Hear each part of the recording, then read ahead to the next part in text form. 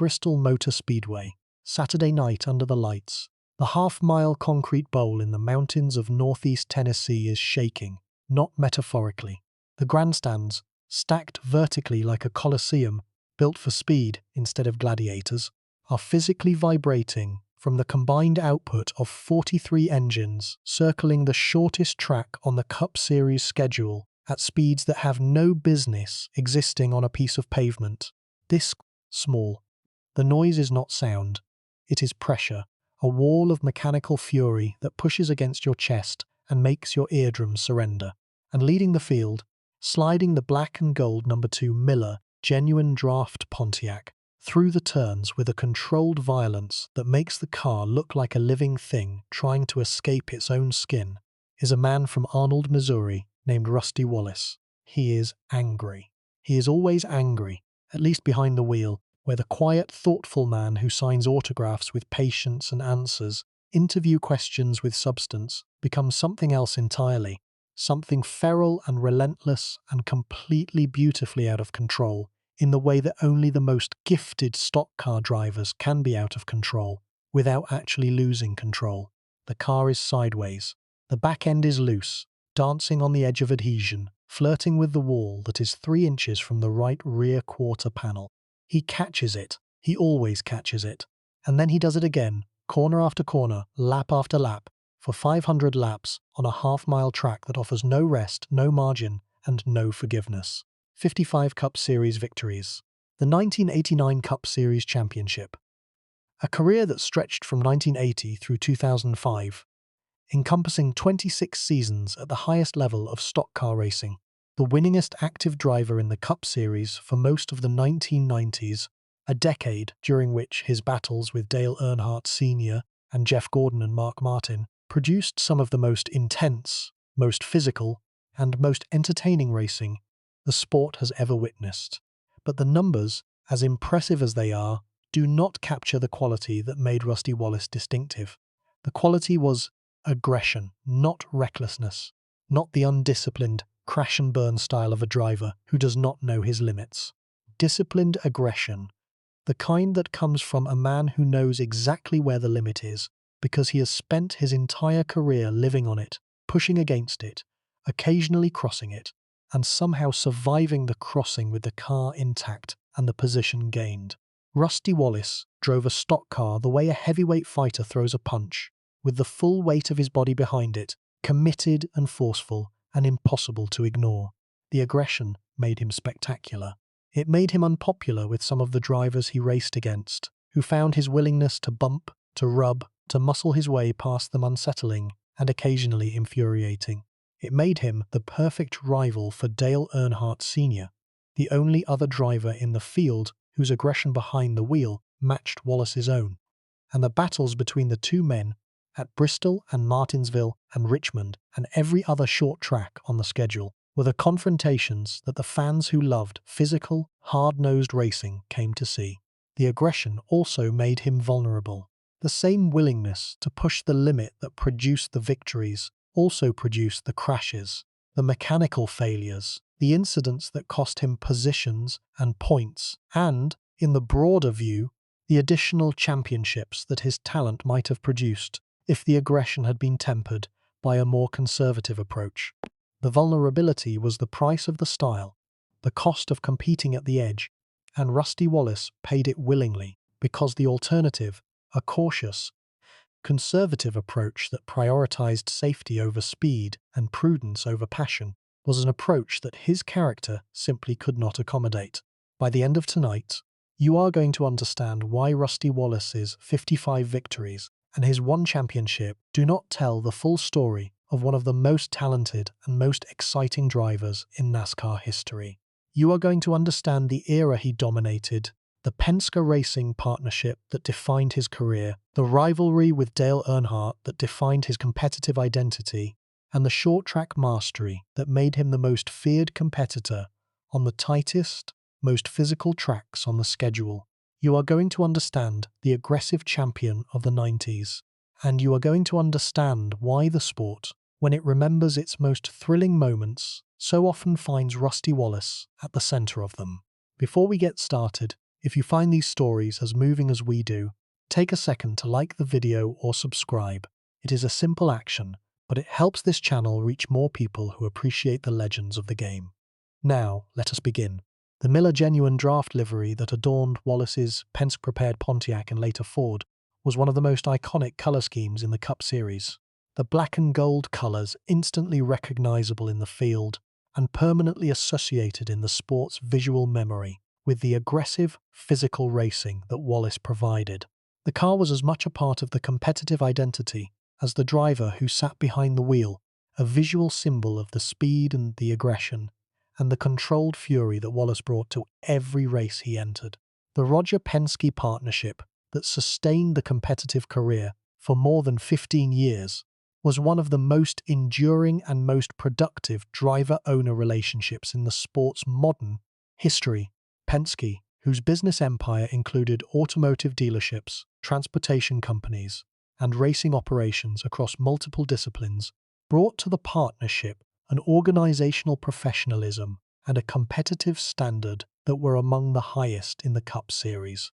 The Penske standard demanded excellence in every dimension of the competitive enterprise, and Wallace thrived within this demanding framework, producing victories and competitive results that justified the partnership across nearly 2 decades.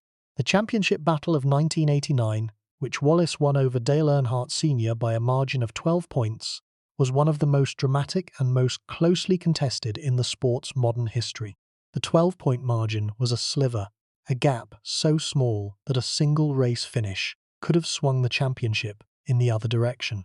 The narrowness of the margin reflected the quality of the competition that Earnhardt provided and the intensity of the season-long battle that produced the championship.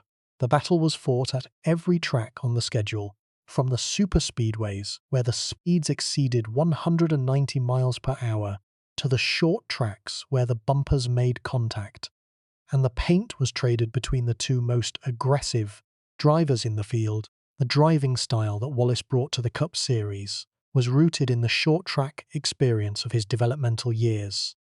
The ASSE Championship, the Saturday night races on the small ovals of the Missouri and Midwest region, the close quarters combat of the quarter-mile and half-mile tracks, where the walls are close and the contact is constant, and the driver who is unwilling to use the bumper as a competitive tool is the driver who finishes at the back of the field.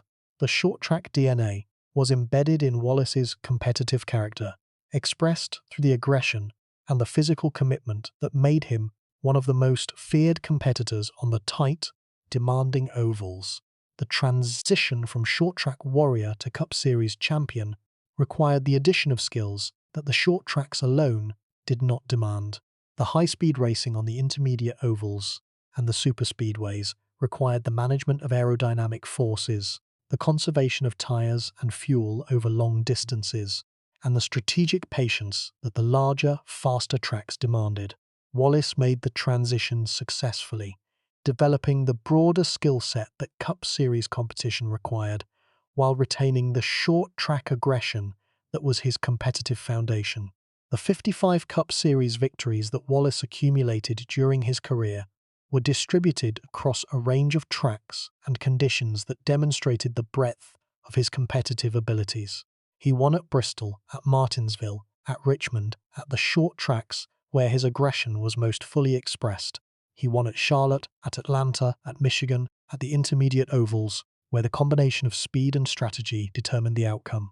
He won at Pocono, at Dover, at New Hampshire, at the unique tracks whose specific characteristics tested different dimensions of his ability. The diversity of the winning venues was evidence of a comprehensive competitive talent that extended well beyond the short-track expertise that was his most celebrated dimension. The career span of more than 2 decades, from 1980 through 2005, encompassed one of the most dynamic and most transformative periods in the sport's history. Wallace entered the Cup Series when the sport was still a predominantly Southern enterprise with a modest national profile.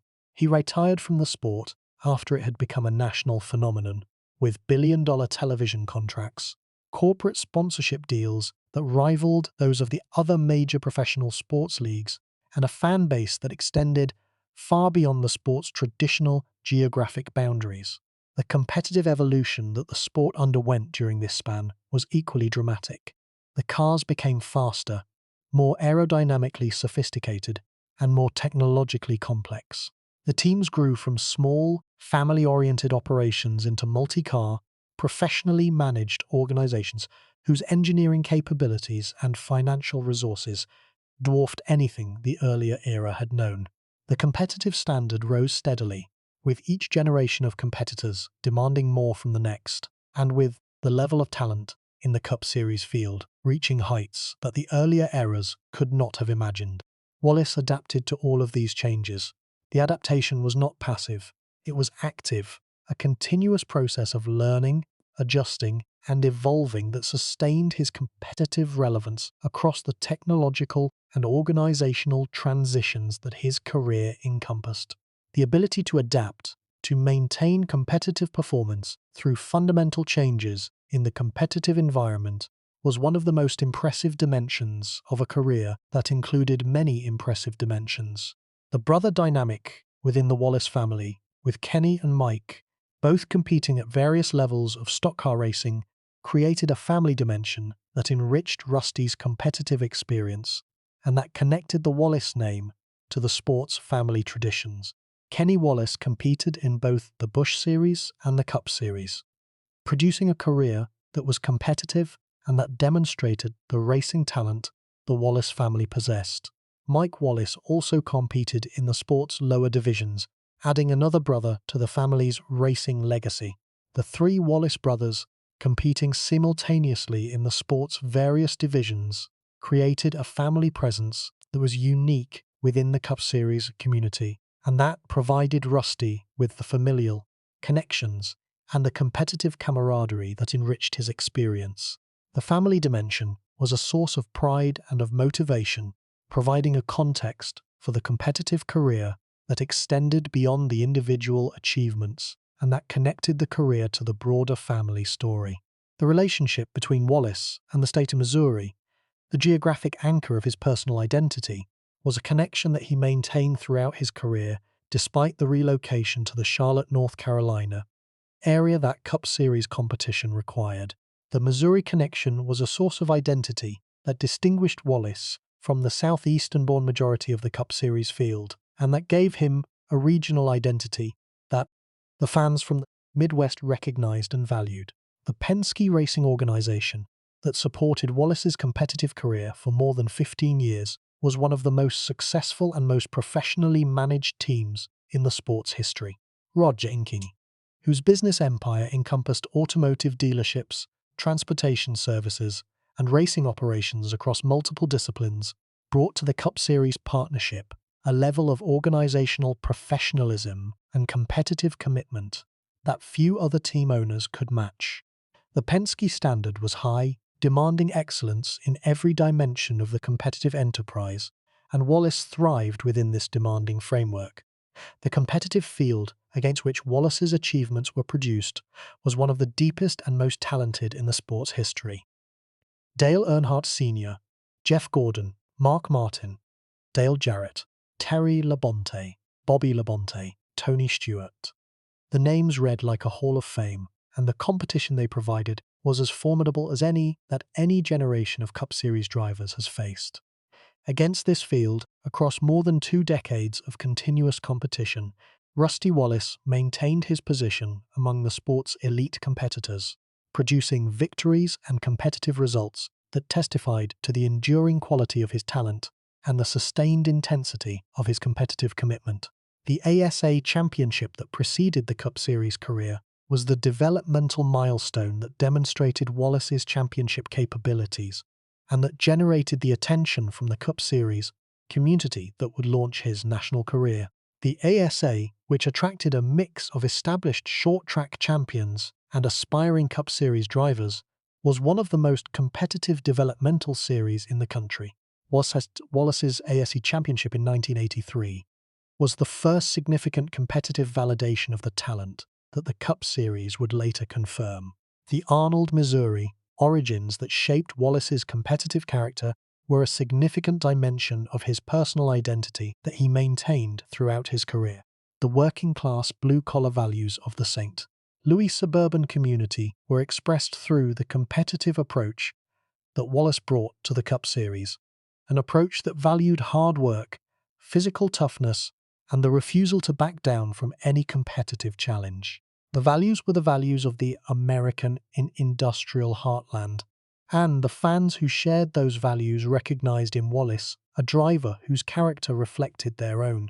The brother dynamic within the Wallace family, with Kenny and Mike both competing in the sport's various divisions, created a family presence that enriched Rusty's competitive experience and that connected the Wallace name to the multi-generational family traditions that the sport has celebrated. The three Wallace brothers competing simultaneously created a family dynamic that was distinctive within the Cup Series community and that provided Rusty with the familial connections that enriched his professional life. To understand Rusty Wallace, you have to understand Bristol.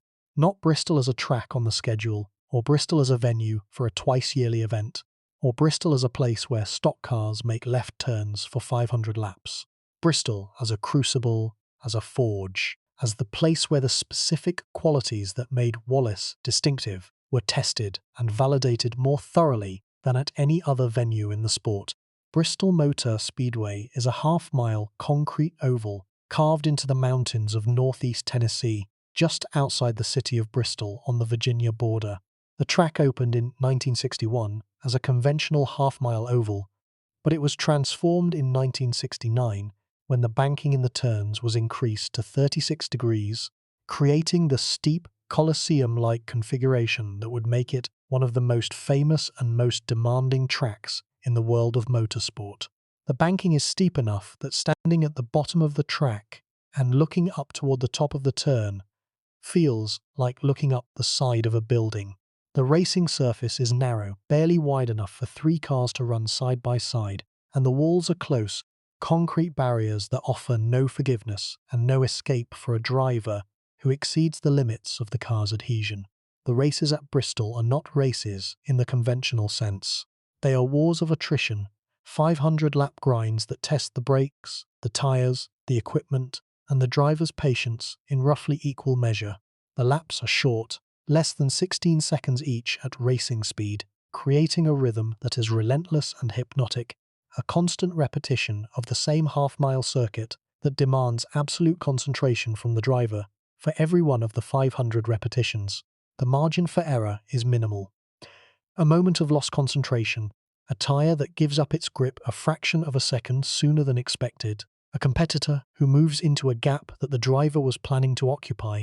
Any of these can produce contact with the wall that ends the race and that can destroy, in a single instant, the competitive position that hours of patient driving have built.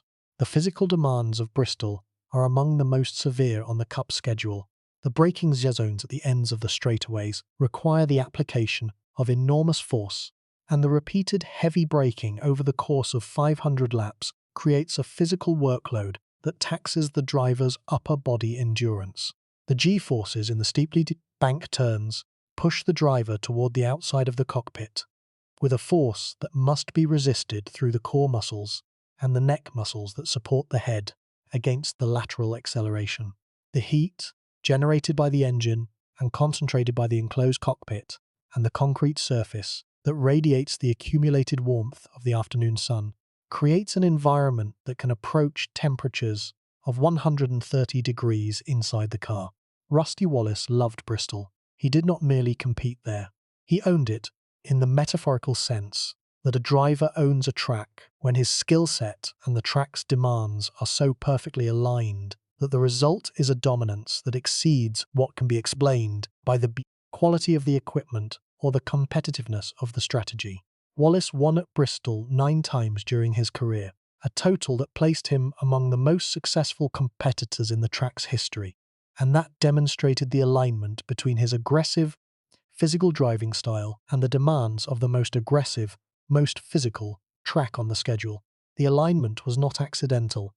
Bristol rewarded exactly the qualities that Wallace possessed in the greatest measure: aggression, the willingness to make contact, to bump a competitor out of the preferred racing line, to muscle past a car that was not yielding the position willingly. Car control.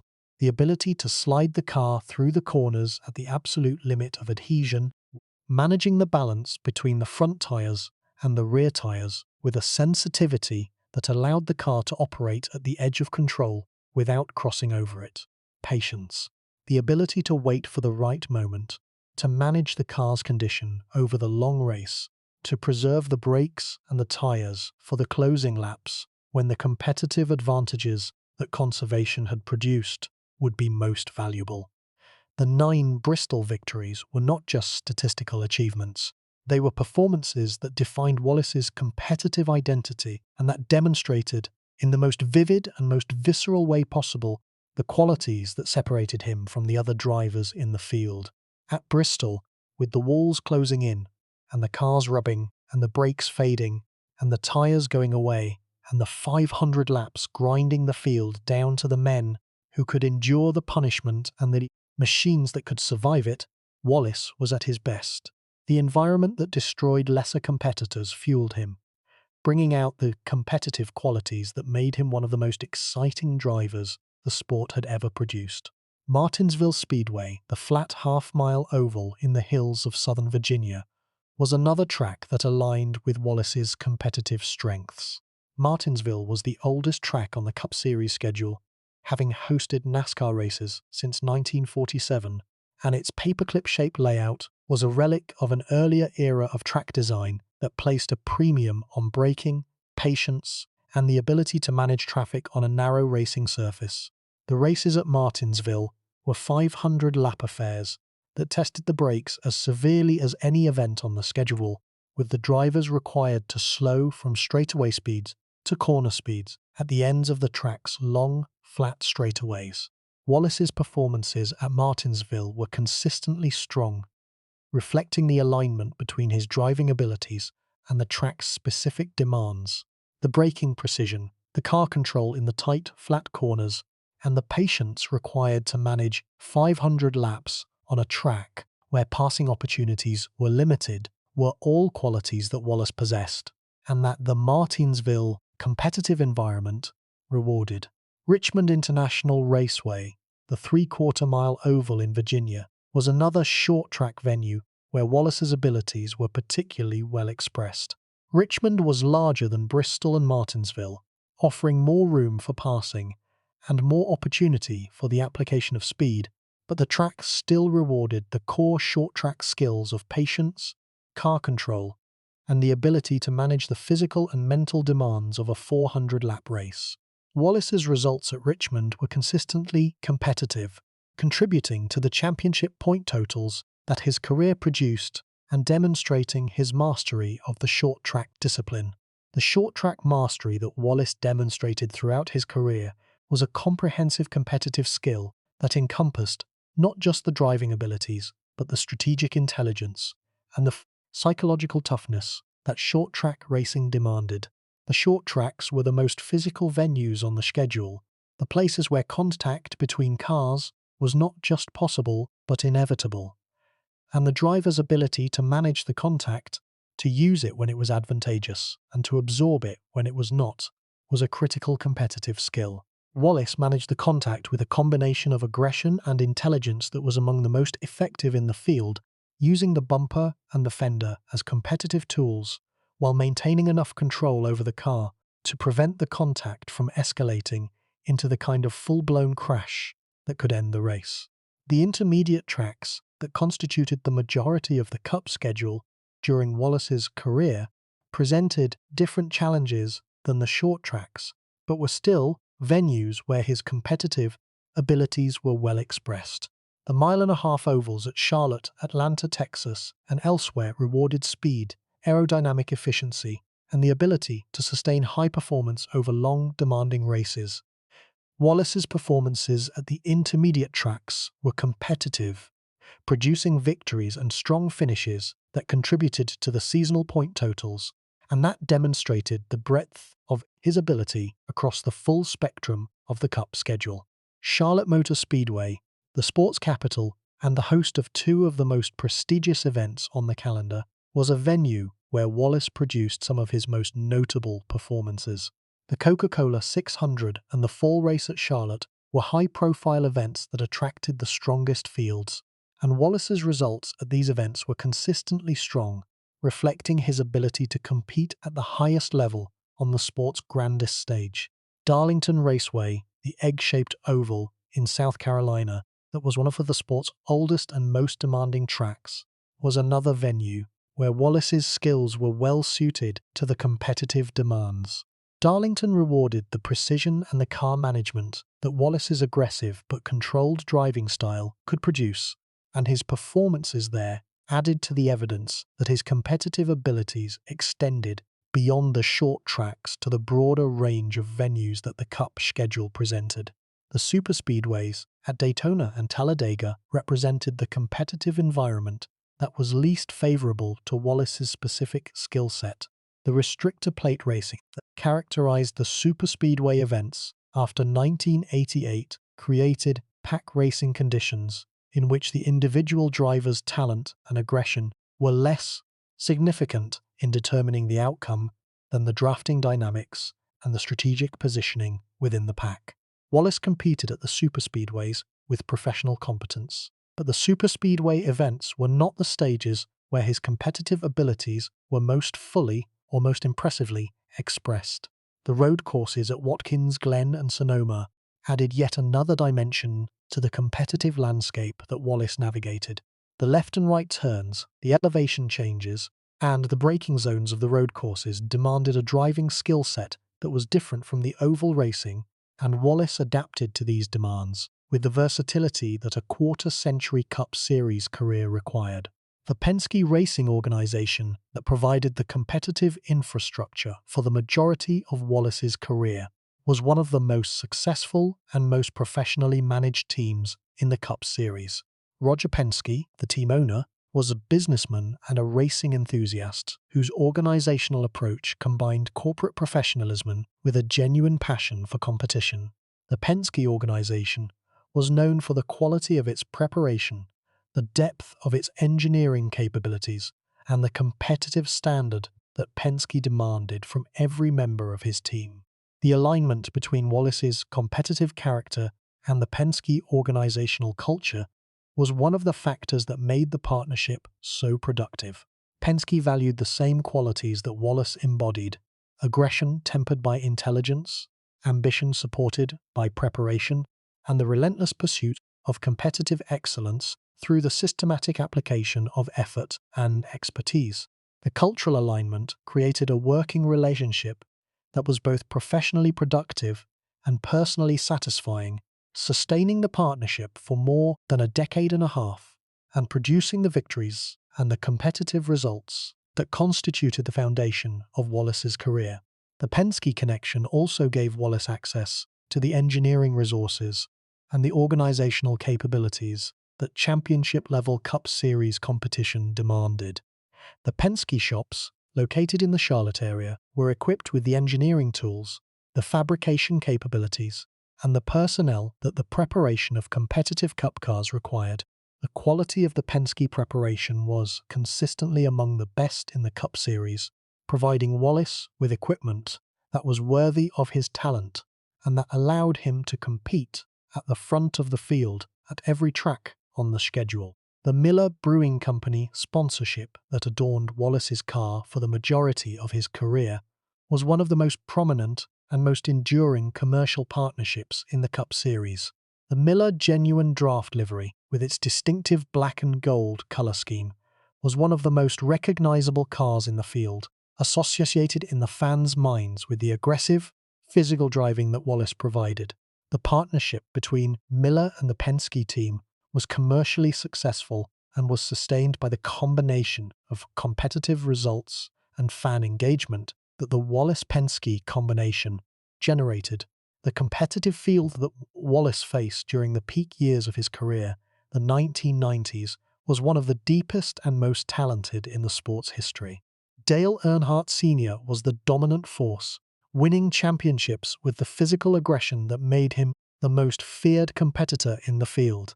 Jeff Gordon was emerging as the most talented driver of the new generation, producing championship results with a technical precision that challenged the established order. Mark Martin was competing with the consistent, professional excellence that placed him among the championship contenders year after year. Dale Jarrett, Terry Labonte, Bobby Labonte, and a dozen other drivers of championship caliber populated the field, creating a competitive environment that demanded the highest level of performance from every contender.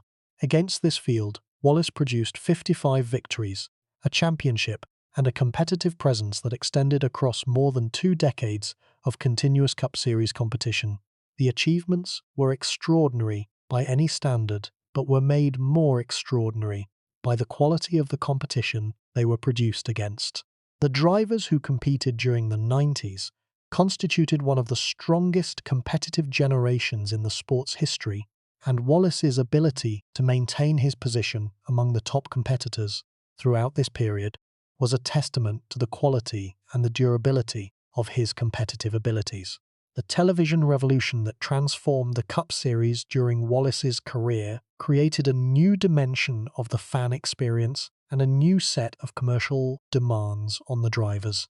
The expansion of television coverage made every aspect of the sport visible to a national audience and created an environment in which the driver's personality, his media presence, and his ability to engage with the television audience became as commercially important as his competitive performance.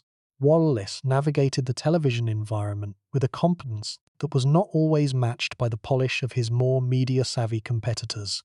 He was articulate, knowledgeable, and occasionally colourful in his interviews, providing the media with substance that reflected the depth of his understanding of the sport.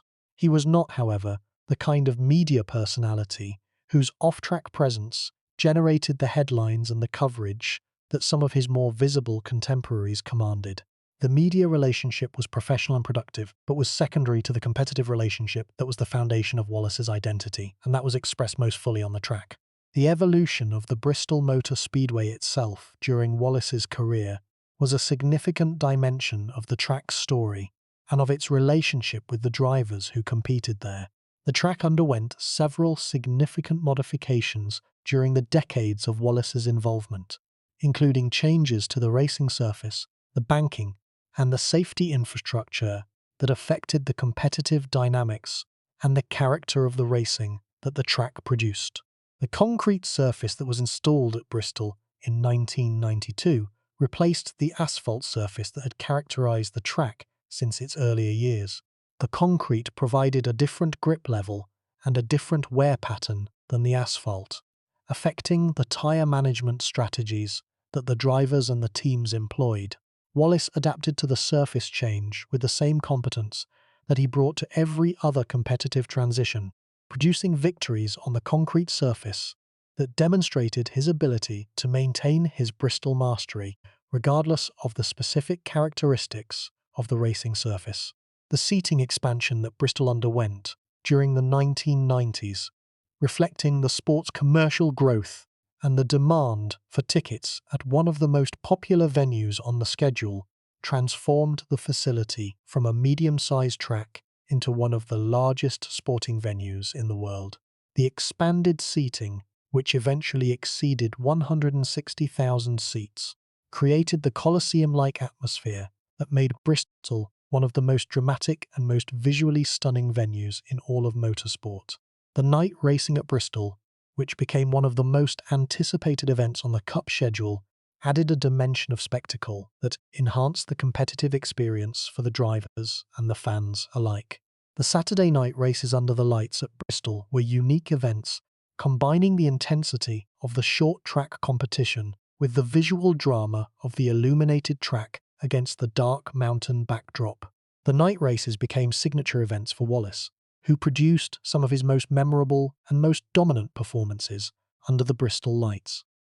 The North Wilkesboro Speedway, which was removed from the Cup schedule after the 1996 season, was another short-track venue where Wallace's abilities were well expressed during the years it was part of the calendar. The 5/8-mile oval in the Blue Ridge foothills was one of the most traditional and most beloved tracks in the sport, and Wallace's performances there contributed to his short-track reputation and demonstrated his mastery across the full range of short-track venues. The Dover International Speedway, the mile-long concrete oval in Delaware, was a track that rewarded the physical endurance and the car control that Wallace possessed.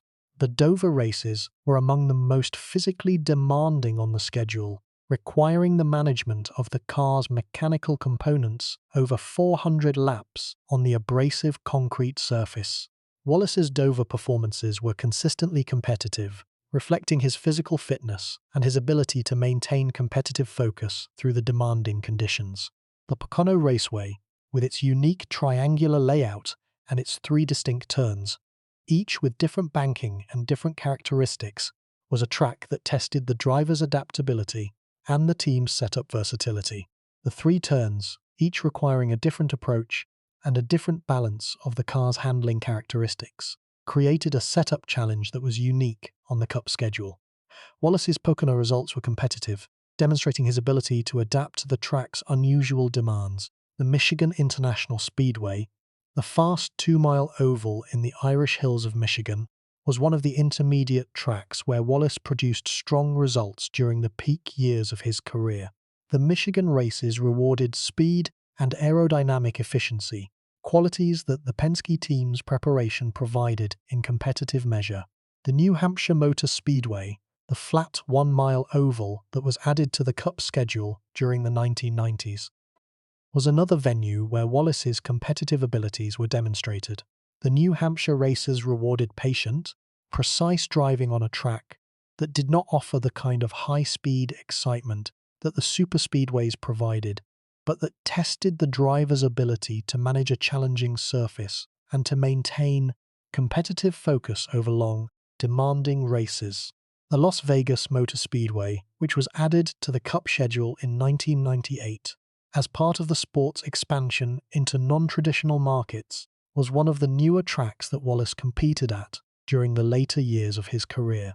The adaptation to the new tracks, with their unfamiliar characteristics and their limited historical setup data, was another dimension of the competitive flexibility that a long career demanded.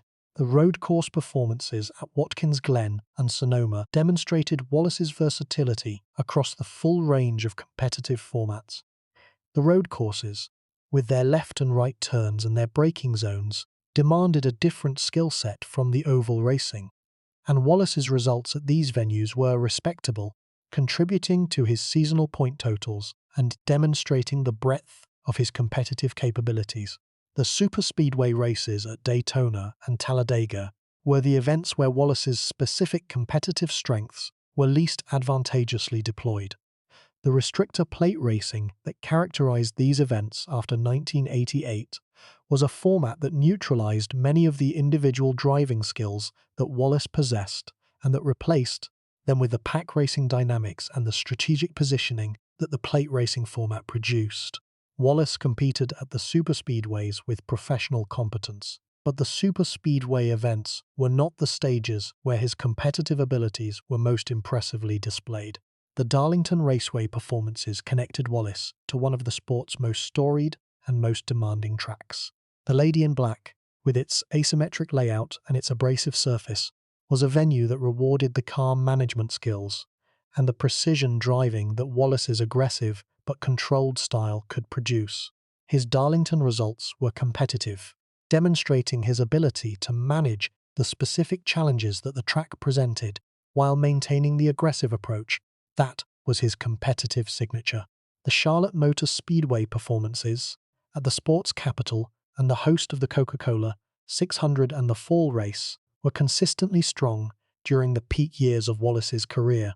The Charlotte races attracted the strongest fields and the most intense competitive dynamics, and Wallace's results at these prestigious events were evidence of his ability to perform at the highest level on the sport's grandest stages. The Atlanta Motor Speedway, with its high speeds and its demanding, worn surface, was one of the intermediate tracks where Wallace produced notable performances during his career. The Atlanta surface, which was particularly abrasive and which consumed tires at a rate that exceeded most other tracks on the schedule, rewarded the tyre management skills that Wallace's driving style, despite its aggressive character, was able to provide. The ability to maintain speed while managing the rapid tyre degradation was one of the competitive skills that Atlanta rewarded and that Wallace demonstrated effectively. The Texas Motor Speedway, which was added to the Cup schedule in 1997, was one of the newer intermediate tracks that Wallace competed at during the later years of his career. The Texas races, conducted at the mile-and-a-half oval near Fort Worth, were events that tested the team's setup capabilities on a track whose characteristics were still being understood during the early years of its Cup Series tenure. The Roger Penske organizational approach that supported Wallace's competitive efforts was built on principles that Penske had developed through decades of involvement in multiple forms of motorsport, including IndyCar racing, sports car racing, and through the Wallace Partnership, Cup Series racing. The principles included systematic preparation, rigorous attention to detail, the recruitment and development of talented personnel, and the maintenance of competitive standards that were among the highest in any form of professional motorsport. The engineering capabilities of the Penske organization during the Wallace years were enhanced by the cross-pollination between the Cup Series program and the other racing programs that Penske operated. The knowledge gained from the IndyCar and sports car programs, particularly in the areas of aerodynamics and chassis dynamics, was applied to the Cup car development, providing insights that the Cup-only teams did not always possess. The fabrication and manufacturing capabilities of the Penske shops were among the most advanced in the Cup Series, producing cars that were built to tolerances and standards that reflected the organizational commitment to quality. The quality of the manufactured components, from the chassis frames to the body panels to the suspension parts, was consistently high, providing Wallace with a mechanical foundation that was worthy of his driving talent. The pit crew development that the Penske organization invested in was another dimension of the competitive infrastructure that supported Wallace's on-track efforts. The Penske pit crews were consistently among the fastest and most reliable in the Cup Series field, providing the track position advantages that the pit stops could produce and complementing the on-track driving performance that Wallace delivered. The data acquisition and analysis capabilities that the Penske team developed during Wallace's tenure were another competitive resource that enhanced the team's preparation and the quality of setup decisions. The electronic data systems recorded the car's behavior during practice and race sessions, providing objective, quantifiable information that supplemented the driver's subjective feedback and that allowed the engineers to optimize the car's performance with greater precision. The testing programs that the Penske team conducted between race weekends were another dimension of the competitive preparation that sustained the team's competitiveness. The test sessions, conducted at tracks across the country, provided opportunities to develop and validate the setup configurations that would be used during the race weekends, creating a preparation advantage that the teams with less extensive testing programs could not match. The sponsor relationship with Miller Brewing Company was one of the most enduring and most recognizable commercial partnerships in the Cup Series. The Miller sponsorship provided the financial resources that the team's competitive ambitions required, while also creating a commercial identity for the Penske-Wallace operation that was one of the most visible in the field. The black and gold livery of the Miller cars was as recognizable as any in the sport, and the association between the Miller brand and the aggressive, physical racing that Wallace provided was a commercial alignment that served both parties well. The competitive significance of the Penske organizational resources for Wallace's career cannot be overstated. The resources, the engineering, the preparation quality, the pit crew performance, the data analysis, the testing programs, all of these elements contributed to a competitive package that allowed Wallace to express his driving talent at its fullest, and that sustained his competitiveness across the technological and organizational transitions that his career encompassed. The evolution of the Cup Series points system during Wallace's career affected the strategic calculations that championship campaigns required. The full-season points system that was in place during Wallace's championship year rewarded the kind of consistent performance across the full schedule that championships demand, distributing the outcome across 30 or more races and ensuring that the most comprehensively excellent competitor over the full season would be recognized as champion. The chase format that replaced the full season system in 2004, near the end of Wallace's career, altered the championship dynamics in ways that emphasized late-season performance over full-season consistency. The format change affected the strategic approach that teams employed during the championship campaigns and created a different competitive dynamic that rewarded different qualities than the full-season system had valued. The safety evolution during Wallace's career was a significant dimension of the competitive environment that affected every driver in the field. The cars became safer, the tracks added barriers and improved their medical capabilities. The driver equipment evolved from the basic protection of the early era to the comprehensive safety systems of the modern era. Wallace competed through this evolution, experiencing the improvements firsthand and benefiting from the enhanced protection that each generation of safety equipment provided. The hands device mandate, the safer barrier installations, and the other safety improvements that were implemented during and after Wallace's career were developments that reflected the sport's increasing commitment to the protection of its participants. The improvements were welcome and necessary, driven by the recognition that the speeds and the competitive intensity of the modern sport required protections that the earlier era had not provided. The physical conditioning that Wallace maintained throughout his career was a factor that gained increasing importance as the decades of competition accumulated. The physical demands of Cup Series racing, combined with the competitive aggression that Wallace's driving style produced, created a physical workload that required the maintenance of fitness levels that were appropriate for the demands. Wallace managed the physical dimension of his career with the same competitive determination that he brought to the on-track competition. The mental conditioning that sustained Wallace's competitive focus across more than 2 decades was another significant dimension of the career that is sometimes overlooked. The management of competitive motivation through periods of championship contention and periods of competitive frustration, the processing of the emotional demands that the aggressive driving style generated, and the maintenance of the professional relationships that the career required were all psychological challenges that Wallace navigated effectively. The fan culture that surrounded Wallace's career was shaped by the aggressive driving style that was his competitive hallmark. The Wallace fans were passionate, vocal, and deeply invested in the competitive outcomes that their driver produced.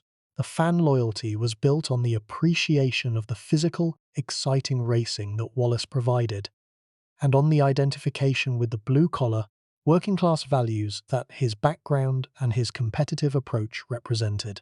The competitive significance of the Penske organization's involvement in both Cup Series racing and IndyCar racing during the Wallace years was a dimension of the team's competitive context that provided advantages not available to Cup-only operations.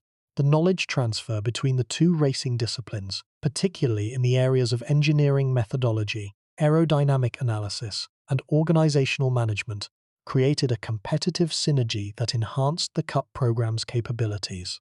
The Penske engineering culture, which emphasized data-driven decision-making, systematic preparation, and the continuous improvement of the competitive product, was a culture that Wallace thrived within.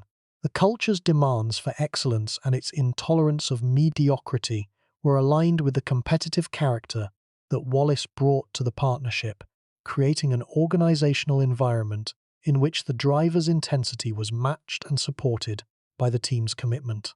The tire testing and development relationship between the teams and Goodyear during the Wallace era was another dimension of the competitive landscape that affected every team's performance.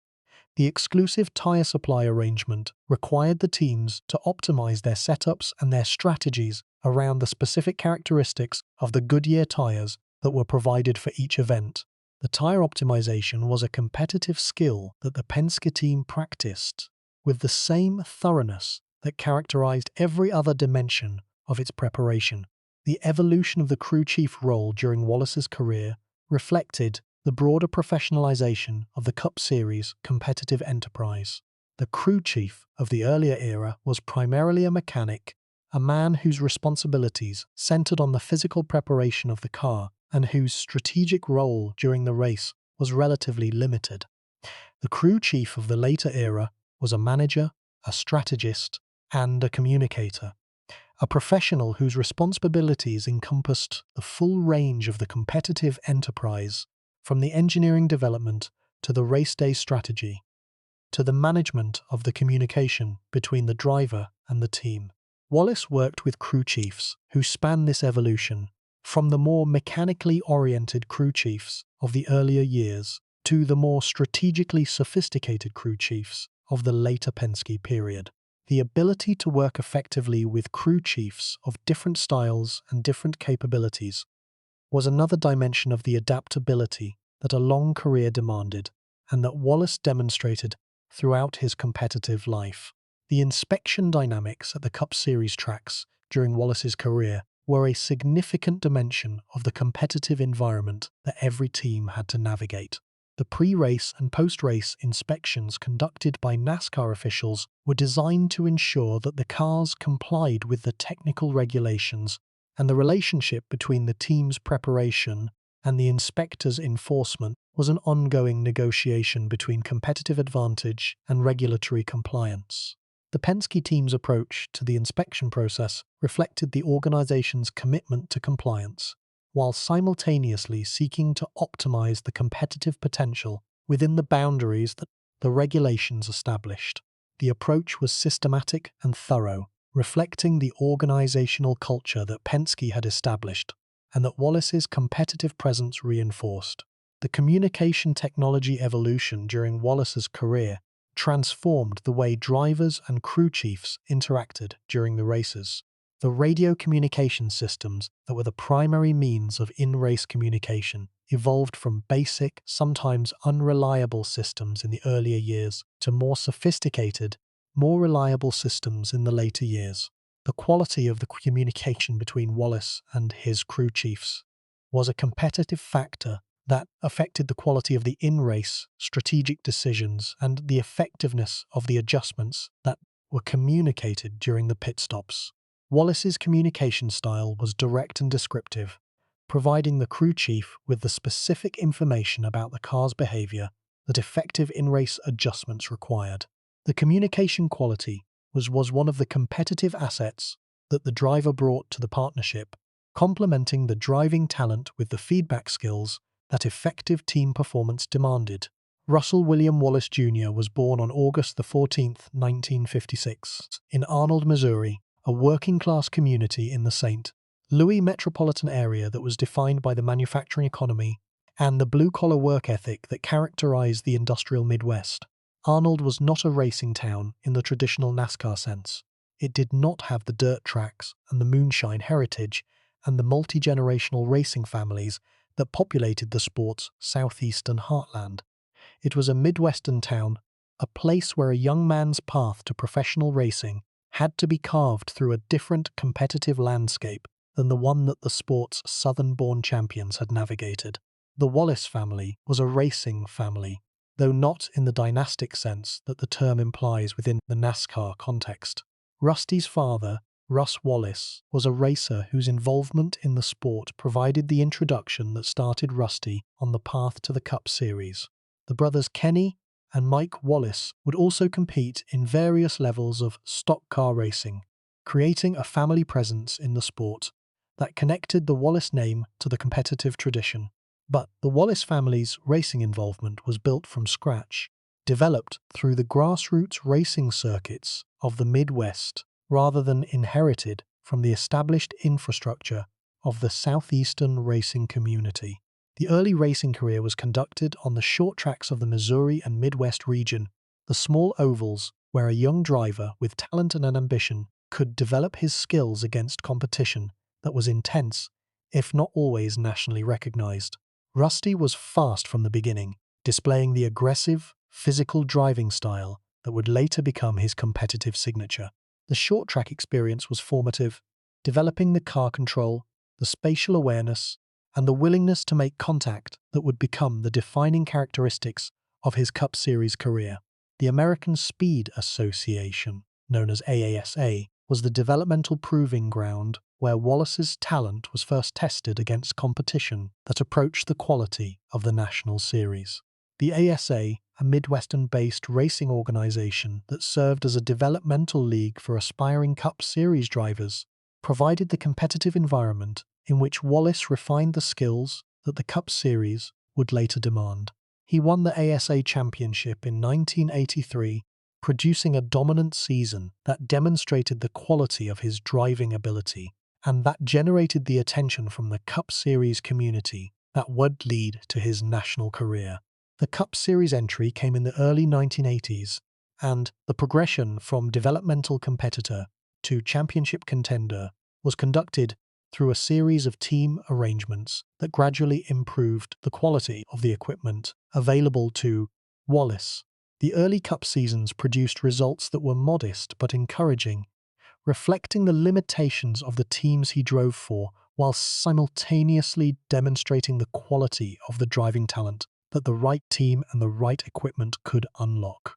The move to the Raymond Beadle-owned Blue Max racing team was the first significant competitive step, providing Wallace with equipment that was competitive enough to produce victories and to place him among the championship contenders.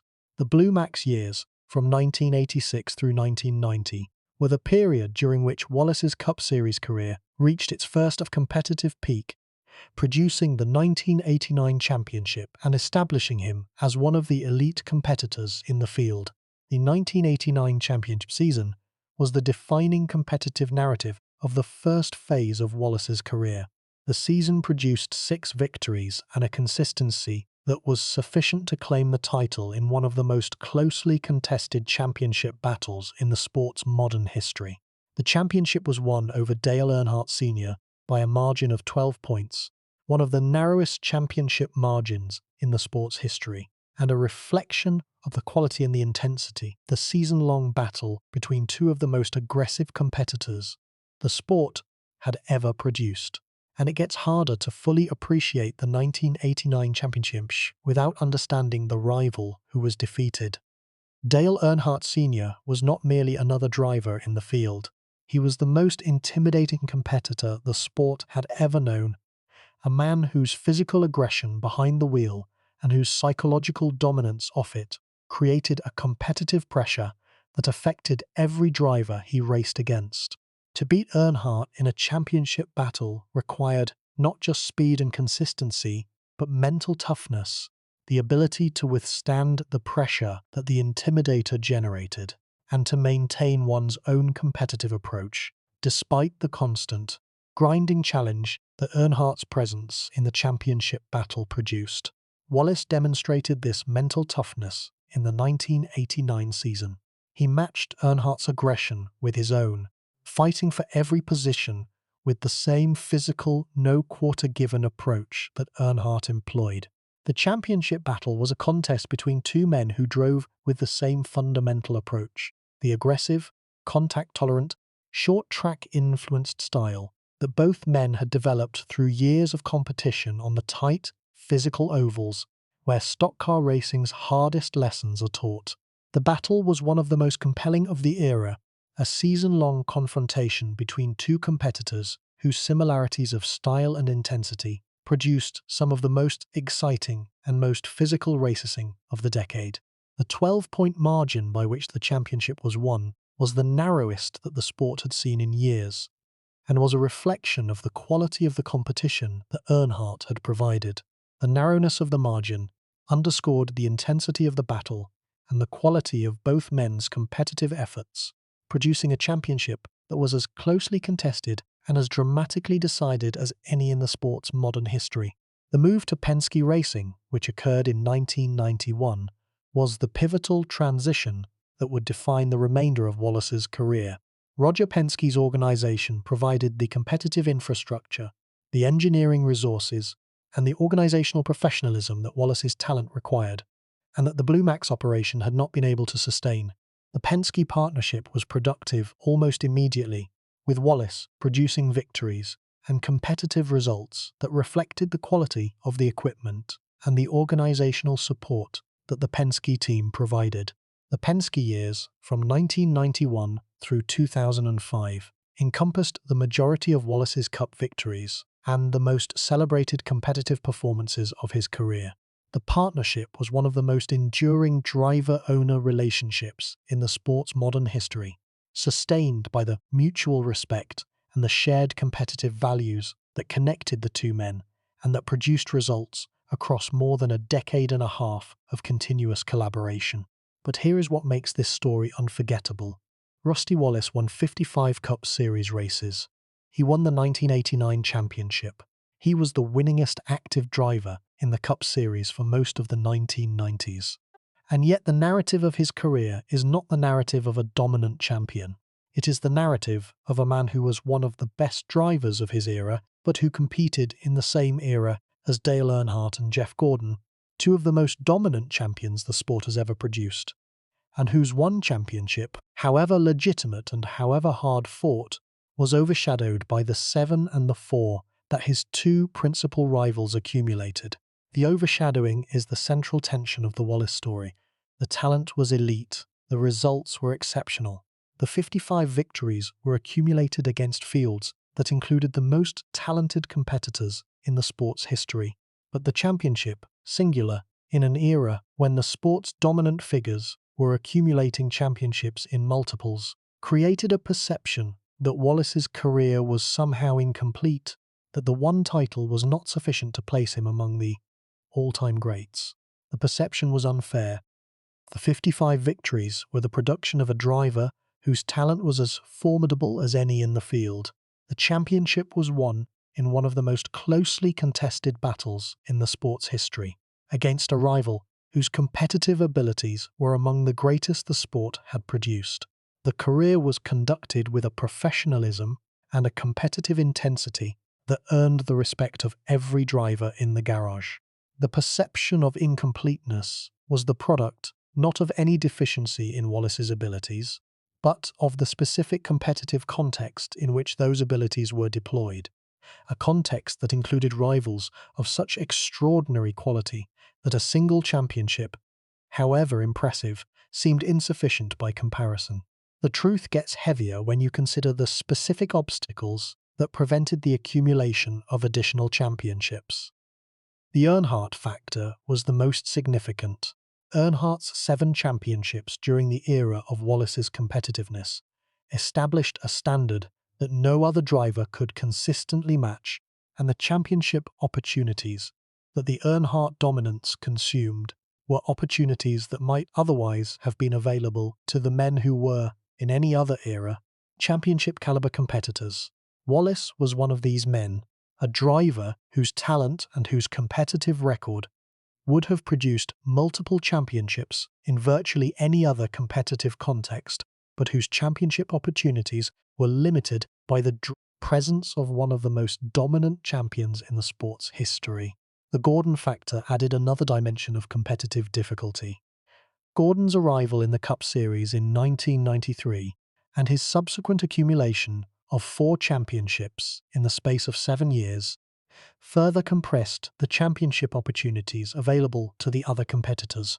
The combination of Earnhardt's continued competitiveness and Gordon's emerging dominance created a two-headed competitive monster that consumed championships at a rate that left limited opportunities for the other championship-caliber drivers in the field. The rivalry with Dale Earnhardt Sr. was the defining competitive relationship of Wallace's career, and one of the most intense, most physical, and most entertaining rivalries in the sport's modern history. The rivalry was built on the similarities between the two men, their shared aggressive driving style, their shared blue-collar backgrounds, their shared contempt for cautious, conservative racing, and their shared conviction that the racetrack was a place where the strong survived and the weak were eliminated. The on-track encounters between Wallace and Earnhardt were among the most dramatic and most physical of the era. At Bristol, at Martinsville, at Richmond, at every short track on the schedule, where the tight confines and the narrow racing surface forced the cars into close proximity. Wallace and Earnhardt battled with an intensity that reflected the depth of the competitive respect that each man held for the other. The battles involved bumping, rubbing, and the occasional deliberate contact that reflected the aggressive approach that both men employed. The specific incidents between the two men, the bumps that changed positions, the retaliatory contacts that settled scores, the post-race confrontations that expressed the frustrations that the competitive pressure generated, were among the most memorable moments of the era. The incidents were controversial, with the fans and the media debating the appropriateness of the physical racing and the consequences of the contacts. But the incidents were also compelling, producing the kind of visceral, emotionally engaging competition that the fans who valued physical, hard-nosed racing came to see. The post-championship career at Penske Racing was characterized by sustained competitive excellence that consistently produced victories without consistently producing championships. Wallace won races every season throughout the 1990s, maintaining his position among the top competitors in the field and demonstrating the persistence of the driving talent that the championship had validated. But the additional championships that his talent might have produced were prevented by the competitive dynamics of the era, the Earnhardt dominance, and the Gordon emergence that consumed the championship opportunities that Wallace's abilities had earned. The retirement from driving at the end of the 2005 season was the conclusion of a competitive career that had produced 55 victories, one championship, and more thrilling moments of short-track combat than any other career of the era. The retirement was handled with the kind of farewell tour that the sport affords to its most celebrated competitors, a season-long celebration of the career's achievements that was conducted with the dignity and the appreciation that the contributions merited.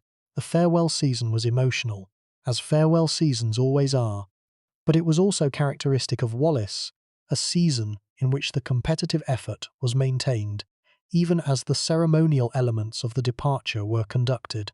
Wallace did not treat the farewell season as a victory lap. He treated it as a racing season, competing with the same intensity and the same professional standard that had defined every previous season of his career. The NASCAR Hall of Fame induction in 2013 was the formal recognition of a career that the racing community had long acknowledged as one of the finest in the sport's history. The induction was a validation that carried particular significance for a man whose one championship was sometimes perceived, unfairly, as insufficient evidence of the competitive greatness that 55 victories and more than 2 decades of Cup Series competition had demonstrated. The ASA Championship of 1983 was the competitive milestone that demonstrated Wallace's championship capabilities in a developmental context, and that generated the attention from the Cup Series community that would lead to his national career. The ASA, which attracted a mix of established short-track champions and up-and-coming young talents, was one of the most competitive developmental series in the country, and the championship that Wallace produced was evidence of the driving talent and the competitive maturity that Cup Series success would later require. The ASA experience was formative in ways that extended beyond the competitive results.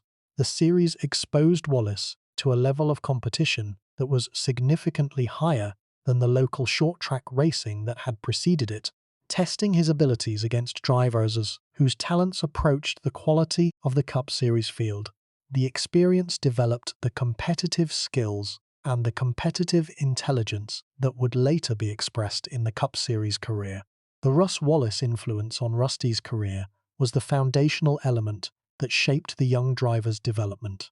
The father's involvement in racing provided the initial exposure and the first competitive experiences, while the values of hard work, mechanical knowledge, and competitive determination that the father instilled in his son were the qualities that sustained the career through its decades of Cup Series competition.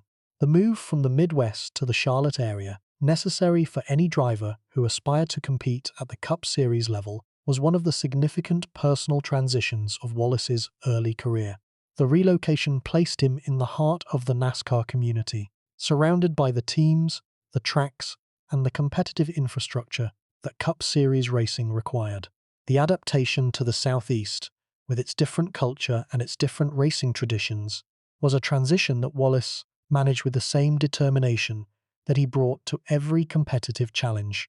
The Blue Max racing years, under the ownership of Raymond Beadle, were the first competitive chapter at the Cup Series level that produced results commensurate with Wallace's talent. The Blue Max team provided equipment that was competitive enough to win races and to contend for championships, and the results that the partnership produced, including the 1989 championship, established Wallace as one of the elite competitors in the Cup Series field.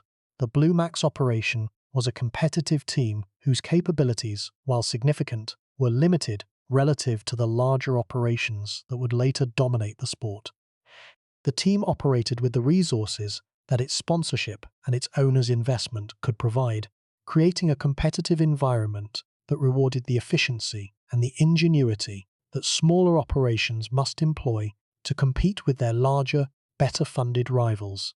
The 1989 championship campaign was conducted with the Blue Max equipment and with the crew chief support of Barry Dodson, whose technical abilities and strategic awareness complemented Wallace's driving talent. The Dodson-Wallace partnership produced the championship result and demonstrated the importance of the driver-crew chief chemistry that Cup Series competition demands. The championship celebration was an emotional moment that reflected the magnitude of the achievement for a driver who had worked through the developmental ranks and the competitive hierarchy to reach the sport's pinnacle. The celebration was shared with the team members whose collective effort had produced the result, and with the family whose support had sustained the career through the developmental years. The transition from Blue Max racing to Penske racing in 1991 was motivated by the recognition that the competitive landscape was evolving in ways that required the organizational resources and the engineering capabilities that a larger, more professionally managed operation could provide. The Penske opportunity offered Wallace access to the engineering infrastructure, the financial resources, and the organizational culture that the evolving Cup Series demanded, and the move was a strategic decision that reflected the competitive ambition that drove the career. The early Penske years were a period of adjustment and development, during which Wallace learned the organizational structure of the Penske team, and the team learned the specific needs and preferences of the new driver. The adjustment was productive, with victories and competitive results coming relatively quickly, and with the partnership establishing the chemistry and the communication patterns that would sustain it across the following decade and a half. The driving style evolution that occurred during the transition from the Blue Max years to the Penske years reflected the changing competitive demands of the Cup Series. The pure aggression that had been sufficient for the championship at Blue Max was supplemented during the Penske years with a more sophisticated understanding of the strategic and technical dimensions of the competition. The evolution did not eliminate the aggression. It refined it, tempering the raw competitive instinct with the strategic intelligence and the technical awareness that the evolving competitive landscape demanded. The relationship between Wallace and Roger Penske was built on mutual respect and shared competitive values. Penske valued the driving talent and the competitive intensity that Wallace brought to the partnership. Wallace valued the organizational resources and the competitive standard that Penske's operation provided. The alignment of values was the foundation of a relationship that was productive and durable, sustaining the partnership through more than a decade of Cup Series competition. The specific crew chief relationships that Wallace maintained during the Penske years were significant factors in the team's competitive success. Robin Pemberton, who served as crew chief during some of the most successful Penske seasons, brought a technical competence and a strategic awareness that complemented Wallace's driving style. Buddy Parrott and other crew chiefs who worked with Wallace during the Penske years brought their own skills and their own approaches, and the quality of the driver-crew chief partnership varied across the different phases of the Penske tenure. The Pontiac Grand Prix that Wallace drove during the earlier Penske years was a manufacturer body whose aerodynamic characteristics and whose competitive potential the Penske engineering staff worked to optimize. The Ford Taurus that replaced the Pontiac during the later Penske years was a different body with different aerodynamic characteristics, and the transition between the two manufacturers required the team to develop new understanding of the body's aerodynamic behavior and to adapt the car preparation accordingly. The manufacturer relationship was a significant dimension of the competitive context that affected the Penske team's capabilities. The manufacturer's factory support, including engine development assistance, aerodynamic data, and financial resources, contributed to the team's competitiveness and influenced the strategic decisions about which manufacturer body to compete with. The competitive peak of the Penske years, during the mid to late 1990s, produced the highest concentration of victories in the partnership's history and demonstrated the alignment of driver, talent, and organizational capability that the partnership at its best could produce. The peak years included multiple win seasons that placed Wallace among the most prolific winners in the sport, and that sustained his position among the elite competitors in the field. The rivalry with Dale Earnhardt that had produced the championship battle in 1989 continued throughout the 1990s, with the two men competing against each other at every track on the schedule with an intensity that reflected the mutual respect and the competitive fire that both men brought to the sport. The rivalry was one of the defining competitive relationships of the decade, a contest between two of the most aggressive drivers the sport had ever produced that generated some of the era's most exciting and most memorable on-track moments. The specific incidents between Wallace and Earnhardt during the 90s were among the most discussed and most analysed competitive encounters of the era. The bumping at Bristol, the contact at Martinsville, the post-race confrontations that expressed the frustrations that the intense competition generated. The incidents were the physical expressions of a rivalry that was conducted at the highest competitive level, and that was fueled by the shared aggression that both men brought to their driving. The Earnhardt rivalry was complemented by the competitive relationships with the other elite drivers of the era.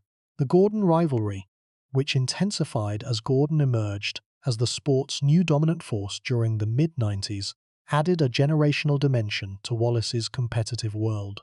The Martin rivalry provided the ongoing competition between two Midwestern drivers whose career arcs paralleled each other and whose mutual respect enriched the competitive landscape. The 1993 Daytona 500 near-miss, in which Wallace appeared to be on the way to winning the Great American Race before contact with Earnhardt altered the outcome, was one of the most frustrating moments of the career. The Daytona 500, which Wallace never won, was the conspicuous absence from a competitive record that was otherwise among the most complete in the sport's modern history.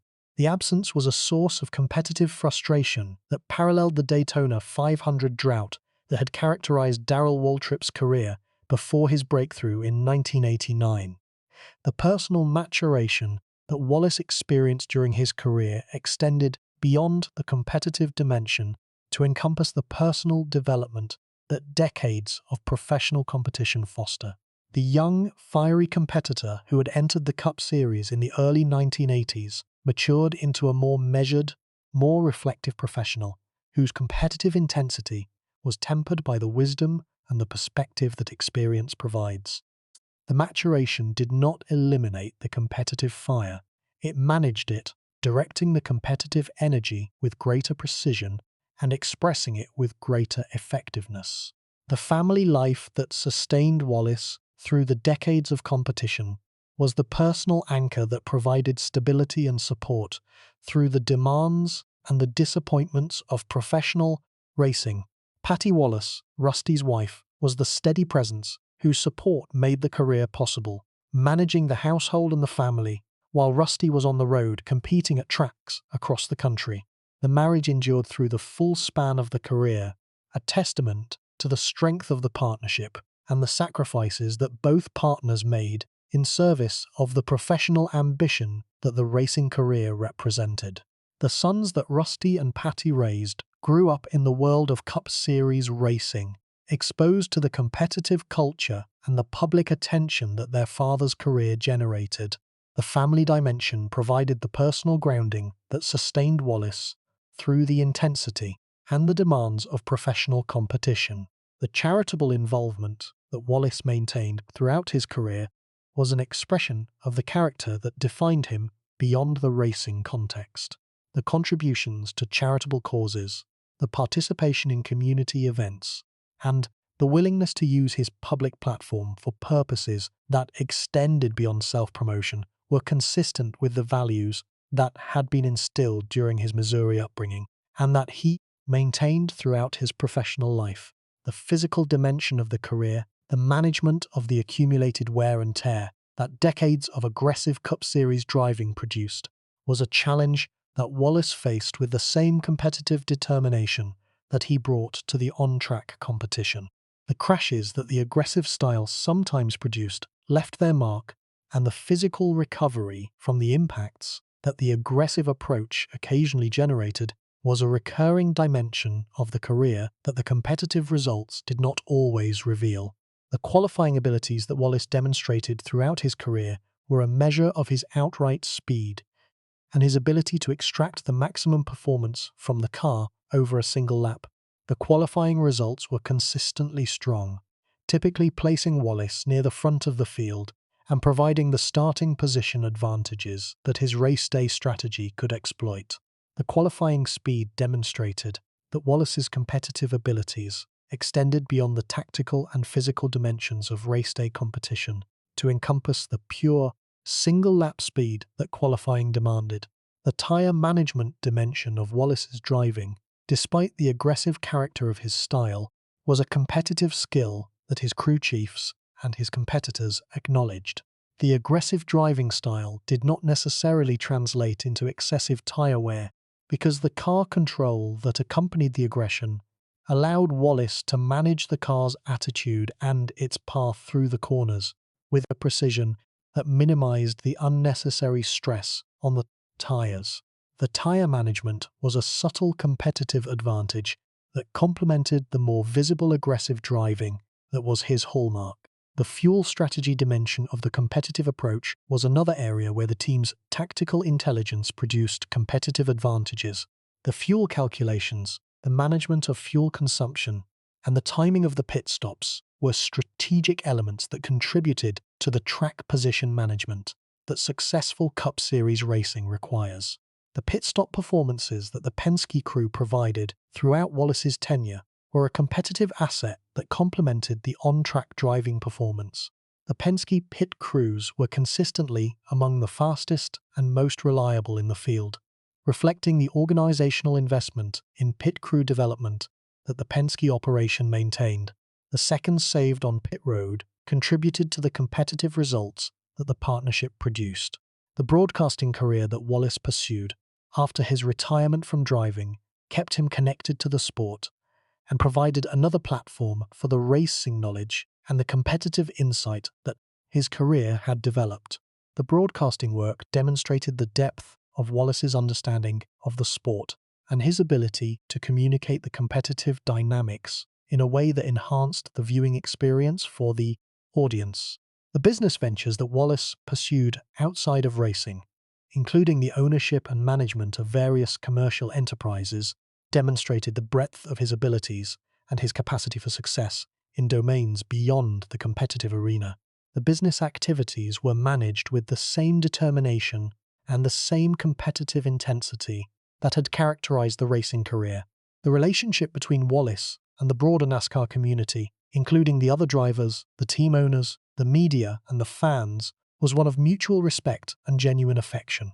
The racing community recognized Wallace as one of the most talented and most competitive drivers of his era, and the recognition was expressed through the tributes, the testimonials, and the Hall of Fame induction that acknowledged the quality of his career and the character of the man who produced it. The competitive philosophy that Wallace articulated through his driving was a philosophy of maximum effort, of the commitment to extract the absolute maximum performance from the car and the driver at every point in every race. The philosophy did not accommodate the conservation strategies and the long-game approaches that some competitors employed.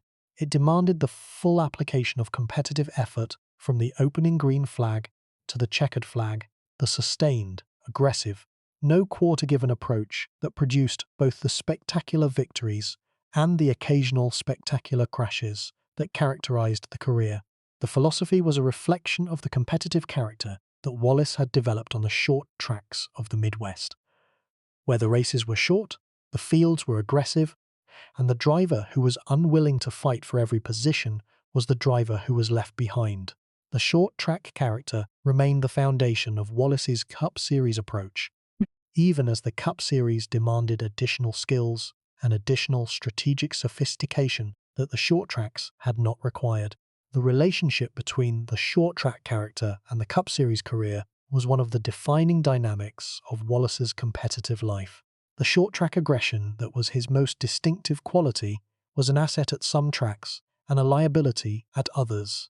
At Bristol, at Martinsville, at Richmond, at the short tracks, where the physical racing rewarded the aggressive approach, the character was perfectly suited to the competitive demands. At the superspeedways, where the pack racing and the aerodynamic dynamics reduced the influence of individual aggression, the character was less advantageous. The management of the balance between the short track character and the Cup Series requirements was an ongoing challenge that Wallace navigated with varying degrees of success throughout his career. The most successful seasons were the seasons in which the balance was struck most effectively, producing strong results at the short tracks, where the aggressive character was most fully expressed, while maintaining competitive results at the other tracks, where a more measured approach was required. The championship season of 1989 was the season in which the balance was struck most effectively, producing victories and consistent results across the full schedule that were sufficient to claim the title.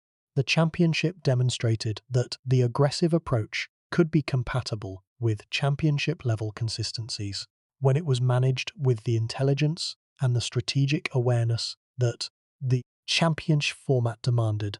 The post-championship years at Blue Max Racing, from 1990 through the end of the arrangement, were a transitional period during which the competitive dynamics were shifting in ways that affected the team's championship capabilities. The transition to the Penske operation was the strategic response to these dynamics, placing Wallace in an organizational environment that was better equipped to compete in the evolving Cup Series landscape. The evolution of Wallace's role within the Penske organization over the 15-year partnership reflected the natural progression of a long driver-team relationship. In the early years, Wallace was the team's premier driver, the competitor around whom the entire operation was organized. In the later years, as the team expanded and as Wallace's competitive results moderated, the dynamic evolved, with other drivers and other competitive priorities sharing the organizational focus. The expansion of the Penske Cup operation to include additional cars and additional drivers during the later years of Wallace's tenure created internal team dynamics that affected the distribution of resources and the competitive priorities within the organization. The expansion was a natural consequence of the sport's evolving competitive model, which increasingly favored multi-car teams whose data sharing and engineering collaboration provided competitive advantages that single-car operations could not match. Wallace navigated the expansion with the same professional approach that characterized every other dimension of his career. The addition of teammates, while creating new competitive dynamics within the team, also provided new data sources and new engineering insights that could enhance the preparation of every car in the fleet.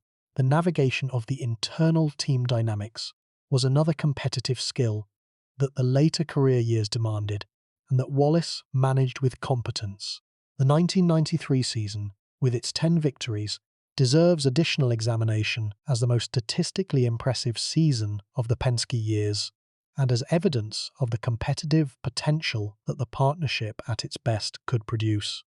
The 10 victories were accumulated against the deepest, most talented field in the sport's history, a field that included multiple championship-caliber competitors at the peak of their abilities. The 10-win production in this competitive environment was evidence that the Wallace-Penske partnership, when all of its elements were aligned, was capable of producing results that matched or exceeded those of any other combination in the sport. The irony of the 10-win season was that it did not produce the championship. Dale Earnhardt won the title that year, accumulating enough points through his own consistent performance to claim the championship. Despite doing fewer victories than Wallace, the discrepancy between the victory total and the championship result echoed the earlier frustrations of the Bill Elliott career, when prolific victory production was insufficient to overcome the championship points advantage of a more consistent competitor. The lesson of the 1993 season was the same lesson that every prolific winner must eventually learn: that victories alone do not win championships, that the championship is determined by the total points accumulated across the full schedule, and that the driver who produces the most consistent results, even if he produces fewer victories, can claim the title over the driver whose victories are accompanied by the poor finishes that aggressive, victory-focused racing sometimes generates. The lesson shaped the approach of the subsequent seasons, with the Wallace-Penske team attempting to balance the victory-focused aggression with the full-season consistency that championships demanded. The balance was not always achieved, and the championships that the balance might have produced were prevented by the continued dominance of the Earnhardt and Gordon operations. But the effort to achieve the balance was a competitive evolution that reflected the team's intelligence and its willingness to adapt.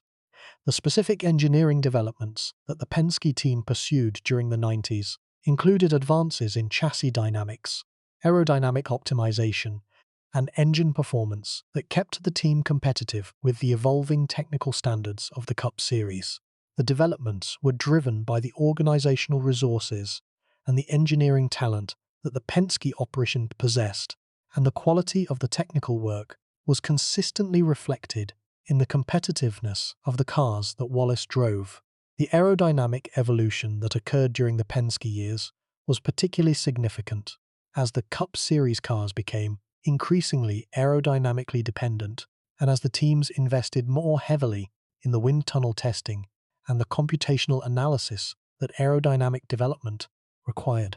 The Penske operations aerodynamic program was competitive, producing configurations that optimized the car's speed and handling for the specific demands of each track on the schedule.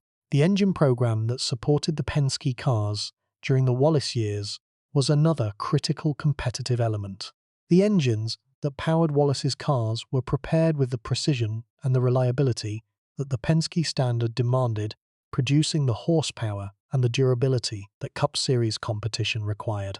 The engine quality was a competitive asset that complemented the aerodynamics and chassis development, and that contributed to the total competitive package that the partnership produced.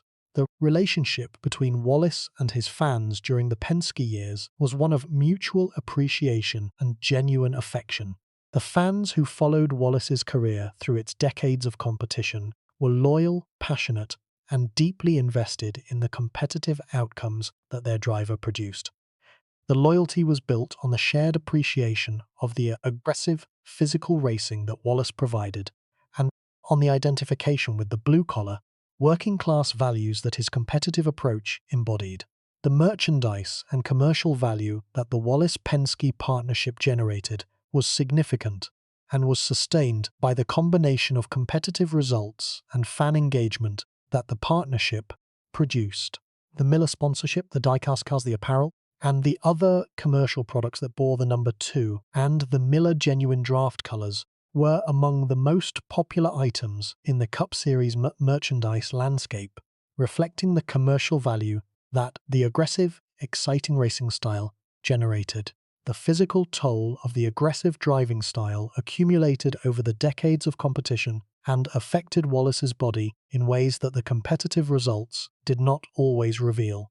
The crashes, the impacts, the accumulated G-forces, and the physical stress of thousands of laps on tracks, whose demanding conditions required constant physical effort, all of these exacted a cost that the warrior behind the wheel absorbed and endured.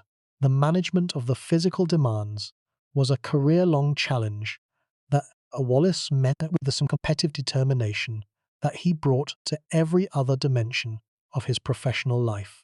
The fitness was maintained, the injuries were treated and recovered from, the physical readiness for competition was sustained across the full span of the career, a testament to the durability and the physical resilience that the aggressive approach demanded.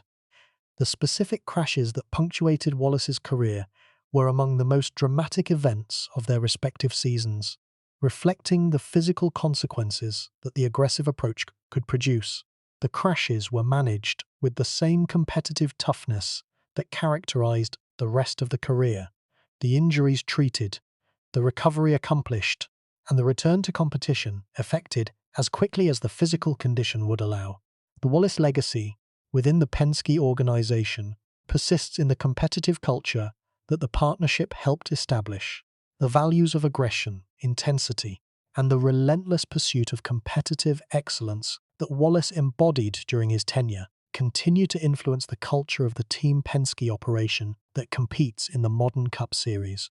The influence is the product of the more than 15 years of competitive involvement that Wallace contributed to the organization, and of the competitive standard that his presence helped establish. The specific competitive innovations that the Penske team developed during the Wallace years, including setup philosophies, pit strategy approaches, and engineering methodologies, became part of the organization's institutional knowledge and continued to inform the competitive approach of the team in the years after Wallace's departure. The innovations were the product of the collaborative effort between the driver, the crew chief, and the engineering staff, and their persistence in the organizational knowledge base is a legacy that extends beyond the individual career. The sponsor dynamics that the Penske-Wallace partnership managed during the career's span were significant commercial relationships that affected the team's financial capabilities and its competitive resources.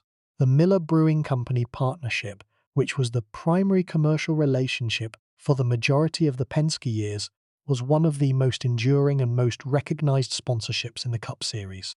The partnership provided the financial resources that the team's competitive ambitions required and created a commercial entity that was one of the most visible in the Cup Series field. The black and gold livery of the Miller cars became one of the most iconic color schemes in the sport, instantly recognizable in the field and permanently associated with the aggressive, physical racing that Wallace provided. The livery was a visual brand that complemented the competitive brand, creating a total identity for the Wallace-Penske operation that was one of the most distinctive and most commercially valuable in the Cup Series. The commercial value that the Miller partnership generated was sustained by the combination of competitive results, fan engagement, and media visibility that the aggressive driving style produced. The aggression was commercially valuable because it generated the kind of attention, both positive and negative, that commercial partners value and that sustains the visibility of the brand in the competitive marketplace. The evolution of the sponsorship relationship over the 15-plus years of the partnership reflected the changing commercial dynamics of the Cup Series and the evolving expectations of the corporate partners who invested in the sport. The expectations grew more comprehensive with each passing year, encompassing not just the on-track performance, but the media presence, the promotional activities, and the brand management that the modern Cup Series demanded. The 1989 championship season, the crowning competitive achievement of Rusty Wallace's career, was a season-long battle with Dale Earnhardt Sr. that ranks among the most intensely contested championship fights in the sport's modern history. The season began with both men established as legitimate championship contenders, and the competition between them intensified with each passing race, building toward a conclusion that would not be decided until the final weeks of the season. Wallace produced 6 victories during the championship campaign, each one a demonstration of the competitive abilities that placed him among the elite competitors of the era. The victories were won at a range of tracks, from the short ovals, where his aggression and car control were most fully expressed, to the intermediate tracks, where the broader competitive package of the Beadle team was sufficient to produce winning performances. Earnhardt produced 5 victories of his own, maintaining the championship pressure with the relentless consistency that was his competitive signature. The two men traded the points lead throughout the season, producing a back-and-forth dynamic that kept the championship undecided until the final races, and that created the kind of dramatic uncertainty that championship battles at their best can generate. The Bristol races during the championship season were among the most memorable events of the campaign. Bristol, the track that was most closely associated with Wallace's competitive identity, was the venue where the championship battle was fought with the greatest intensity and the greatest physical commitment. The encounters between Wallace and Earnhardt at Bristol during the 1989 season were classic short-track confrontations, close, physical, and conducted with the aggressive driving that both men brought to the competition. The championship was decided at the final race of the season at Atlanta Motor Speedway, where the point standings were close enough that the outcome depended on the specific finishing positions of both contenders. Wallace's performance at Atlanta was sufficient to secure the championship by 12 points, one of the narrowest margins in the sport's history. The 12-point margin reflected the quality of the competition that Earnhardt had provided and the intensity of the season-long battle that the two men had waged. The numbers are striking when the 1989 championship is compared to the championships of the drivers who are typically ranked above Wallace in the sport's historical hierarchy. Earnhardt's 7 championships were each won against fields that included Wallace among the contenders, and the quality of the competition that Wallace provided during the Earnhardt championship years was a factor that the evaluation of both men's careers must account for. Gordon's 4 championships were won against fields that included Wallace as one of the established elite competitors, and the victories that Wallace produced during the Gordon championship years testified to the persistence of his competitive abilities. The second defining moment of Wallace's career was the Daytona 500 of 1993, a race that produced a near victory that was as emotionally devastating as any loss in the sport's recent history. Wallace led the race in the closing stages and appeared to be on the way to winning the Great American Race when Dale Earnhardt, in one of the aggressive moves that defined his competitive character, made contact with Wallace's car in the final laps. The contact altered the trajectory of Wallace's race, and the victory that had appeared to be within his grasp slipped away. The Daytona loss was one of the defining frustrations of Wallace's career, a near miss at the sport's most prestigious event that added to the narrative of what might have been that the single championship already suggested. The Daytona 500, which Wallace never won, was the competitive void that the career could not fill, the one major achievement that was absent from a resume that was otherwise among the most complete in the sport's modern history. The Bristol Motor Speedway victories deserve individual attention because they constitute the most distinctive competitive achievement in Wallace's career, and because they demonstrate, in the most vivid way possible, the qualities that made him unique. The 9 Bristol victories were not accumulations of fortunate circumstances or equipment advantages. They were earned through the application of the specific competitive skills that Bristol demanded and that Wallace possessed in greater measure than any other driver of his era. The Bristol night race victories were particularly notable. The Saturday night races at Bristol, conducted under the lights in the August heat of the Tennessee mountains, were among the most anticipated and most attended events on the Cup schedule. The night races added a dimension of spectacle to the competition, the brightly lit cars circling the concrete bowl against the dark backdrop of the mountain sky, creating a visual experience that no other venue on the schedule could replicate. Wallace's performances in the night races were consistently strong, demonstrating his mastery of the demanding conditions and his ability to produce his best results on the sport's grandest short-track stage. The Martinsville victories added another dimension to the short-track resume. Martinsville, with its flat surface, its tight corners, and its 500-lap races that were the most physically demanding on the schedule, was a venue that tested different but complementary aspects of Wallace's short track abilities. The patience required at Martinsville, the ability to manage the car's brakes and tyres over 500 grinding laps, was a dimension of short track mastery that complemented the aggression that Bristol rewarded. The rivalry with Jeff Gordon, which developed during the 1990s as Gordon emerged as the sport's new dominant force, added a generational dimension to Wallace's competitive world. Gordon, who was 17 years younger than Wallace, and who represented a different competitive generation, brought a different approach to the Cup Series, a polished, technically precise style that contrasted with the physical, aggressive approach that Wallace and Earnhardt shared. The rivalry between Wallace and Gordon was not as personally contentious as the Wallace-Earnhardt rivalry, but it was intensely competitive, particularly during the races where the two men were contending for the same positions and where the differences in their competitive styles produced interesting tactical dynamics. The rivalry with Mark Martin was another significant competitive relationship of Wallace's career. Martin, who competed with Roush Racing during the same era, was a driver whose professional approach and whose consistent excellence made him a regular competitor for victories and championship positions. The Wallace-Martin rivalry was conducted with a mutual respect that reflected the shared professionalism of both men and the recognition that the competition between them was one of the dimensions that enriched the era's competitive narrative. The team ownership dimension of Wallace's later career added another chapter to his competitive story.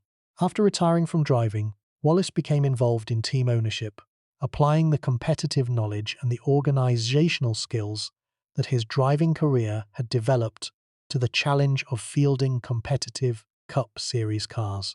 The ownership experience demonstrated the breadth of Wallace's engagement with the sport and his willingness to contribute to its competitive enterprise in capacities beyond the cockpit. The Indianapolis Motor Speedway performances deserved mention because the Brickyard 400, which was added to the Cup schedule in 1994, was one of the most prestigious events in the sport and provided another stage for Wallace's competitive abilities.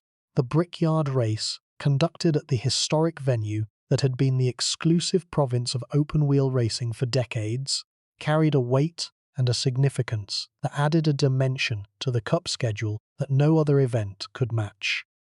The tyre development challenges that the Cup Series encountered during the 90s affected every team in the field and created situations that tested the team's adaptability. The relationship between Goodyear, the exclusive tyre supplier, and the teams was an ongoing negotiation between the tyre performance requirements and the competitive demands that the expanding schedule and the increasing speeds imposed. The crew chief relationships that Wallace maintained during his career were significant factors in his competitive success. The crew chiefs who worked with Wallace, including Robin Pemberton, Buddy Parrott, and others, brought technical abilities and strategic awareness that complemented Wallace's driving talent. The quality of the driver-crew chief partnerships varied across the different phases of the career, with some partnerships producing better results than others, but the overall quality of the crew chief support was one of the factors that sustained Wallace's competitiveness across more than 2 decades. The physical fitness dimension of Wallace's career was a factor that gained increasing importance as the decades of competition accumulated. Wallace maintained his physical condition at a level that allowed him to compete effectively through the demanding races that the Cup schedule produced, managing the physical demands with the same competitive determination that he brought to every other dimension of his career. The retirement celebration in 2005 was one of the most warmly received farewell seasons in the sport's recent history. The racing community, from the drivers to the team owners to the fans, expressed the appreciation and the respect that Wallace's career had earned.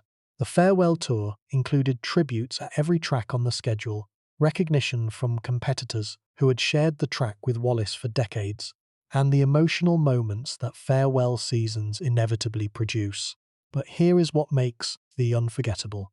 The farewell season revealed, through the tributes and the testimonials that accompanied it, the depth of the respect that the racing community held for Wallace. The respect that was not based on the championship alone or on the 55 victories alone. It was based on the competitive character that had produced the championship and the victories, the aggressive, physical, utterly committed approach to the competition that had made Wallace one of the most exciting and most respected drivers of his era. The NASCAR Hall of Fame induction speech in 2013 was an emotional moment that revealed the depth of the competitive passion that Wallace had carried throughout his career and the gratitude he felt for the opportunities the sport had provided. The speech acknowledged the rivals, the teammates, the crew chiefs, and the fans who had been part of the career's journey, and it expressed a love for the sport that was genuine and deeply felt. Day. The 1989 Riverside finale, the final race of the championship season, was an emotionally charged event that determined the outcome of the championship battle between Wallace and Earnhardt. The race was conducted with the awareness that the points margin between the two contenders was narrow enough that the specific finishing positions would determine the champion. Wallace raced with the controlled aggression that was his hallmark, balancing the pursuit of the best available finish with the management of the risks that an aggressive approach could generate. The balance was struck effectively, producing a finishing position that was sufficient to claim the championship and to conclude one of the most exciting championship battles in the sport's recent history. The emotional release that accompanied the championship confirmation was a moment that revealed the depth of the competitive passion that Wallace had invested in the season-long pursuit. The celebration was shared with the team members, the crew chief, the sponsor representatives, and the family members whose collective support had sustained the championship effort. The moment was personal and professional simultaneously, a validation of the talent and the determination that had carried Wallace from the short tracks of Missouri to the championship stage of the Cup Series. The 93 Daytona 500 near miss deserves more detailed examination because it was one of the most frustrating and most emotionally charged moments of Wallace's career. The race, which was won by Dale Jarrett, featured Wallace leading in the closing stages with what appeared to be a comfortable advantage. The contact with Earnhardt, which occurred as both men were racing for position in the final laps, altered the dynamic of the race's conclusion and contributed to the outcome that denied Wallace the victory. The specific nature of the contact and its impact on the race's outcome have been debated by the sport's observers and participants for decades. Wallace believed that the contact was deliberate, an intentional bump by Earnhardt that affected his car's handling and that cost him the victory. Earnhardt's perspective was different, characterizing the contact as the normal incidental contact that close racing at Daytona produces. The truth probably lies somewhere between the two accounts, in the grey area where the aggressive racing that both men practiced meets the specific circumstances of a restrictor plate event in which the cars are running in close proximity at nearly 200 miles per hour. The Daytona 500 loss was one of the career's defining frustrations, a near miss at the sport's most prestigious event that contributed to the narrative of competitive excellence that was not fully rewarded by the results. The Daytona 500, which Wallace never won, remained the most conspicuous absence from a resume that included victories at virtually every other significant venue on the schedule. The multiple win seasons of the 1990s were the competitive foundation of the Penske years and the evidence of the sustained excellence that the partnership produced. The seasons of 1993 through 1999 were the peak competitive years of the Penske partnership, producing victory totals that ranged from 2 to 10 and that maintained Wallace's position among the most prolific winners in the Cup Series. The 10-win season of 1993 was the most productive single season of the Penske years and one of the most impressive individual seasons in the sport's recent history. The 10 victories were accumulated across a range of tracks that demonstrated the comprehensiveness of the team's competitive capabilities, and the production was evidence that the Penske-Wallace partnership, at its best, could produce results that rivaled or exceeded those of any other combination in the field. The championship near misses of the 1990s were the recurring frustration of the Penske years, seasons in which Wallace produced victory totals and competitive results that would have been sufficient for the championship in many years, but that were insufficient in the specific competitive context of the Earnhardt and Gordon eras. The near misses were not failures. They were the consequences of competing against two of the most dominant champions the sport had ever produced, and the championships that the near misses represented were consumed by rivals whose competitive dominance was historically extraordinary. The specific races at Bristol that Wallace won during the 1990s were among the most celebrated events of his career. Each Bristol victory was a demonstration of the short-track mastery that was his most distinctive competitive quality, a performance conducted under the lights on the half-mile concrete bowl that was his spiritual home on the Cup schedule. The Bristol victories were earned through the application of the specific skills that the track demanded: the aggression, the car control, the physical endurance, and the tactical intelligence that separated the Bristol champions from the merely competitive. The Charlotte Motor Speedway performances during the Penske years included victories that demonstrated Wallace's ability to compete at the highest level on one of the sport's most prestigious intermediate tracks. The Charlotte victories were significant not just for their competitive value, but for their visibility, earned on the sport's grandest stage and in front of the sport's most attentive audience. The Pocono Raceway victories were a distinctive element of Wallace's competitive record, demonstrating his ability to produce winning performances on one of the most unusual and most challenging tracks on the schedule. The unique triangular layout, with its three distinctly different turns, required an adaptability that not all drivers possessed, and Wallace's victories there were evidence of the breadth of his competitive capabilities. The Michigan International Speedway victories reflected Wallace's ability to compete effectively on the fast 2-mile ovals that the Cup schedule included. The Michigan races rewarded speed and aerodynamic efficiency, and the Penske team's preparation for these events produced equipment that was competitive at the high-speed venues. The New Hampshire Motor Speedway performances were another dimension of the competitive record, demonstrating Wallace's ability to produce results on the flat, 1-mile ovals that tested different aspects of the driver's ability than the faster, more aerodynamically dependent intermediate tracks. The Dover International Speedway victories were among the most physically demanding achievements of Wallace's career, earned on the mile-long concrete oval that was one of the most punishing tracks on the schedule. The Dover victories required the physical endurance to maintain competitive performance through 400 laps on the abrasive surface, fat, and the car control to manage the mechanical challenges that the demanding track produced.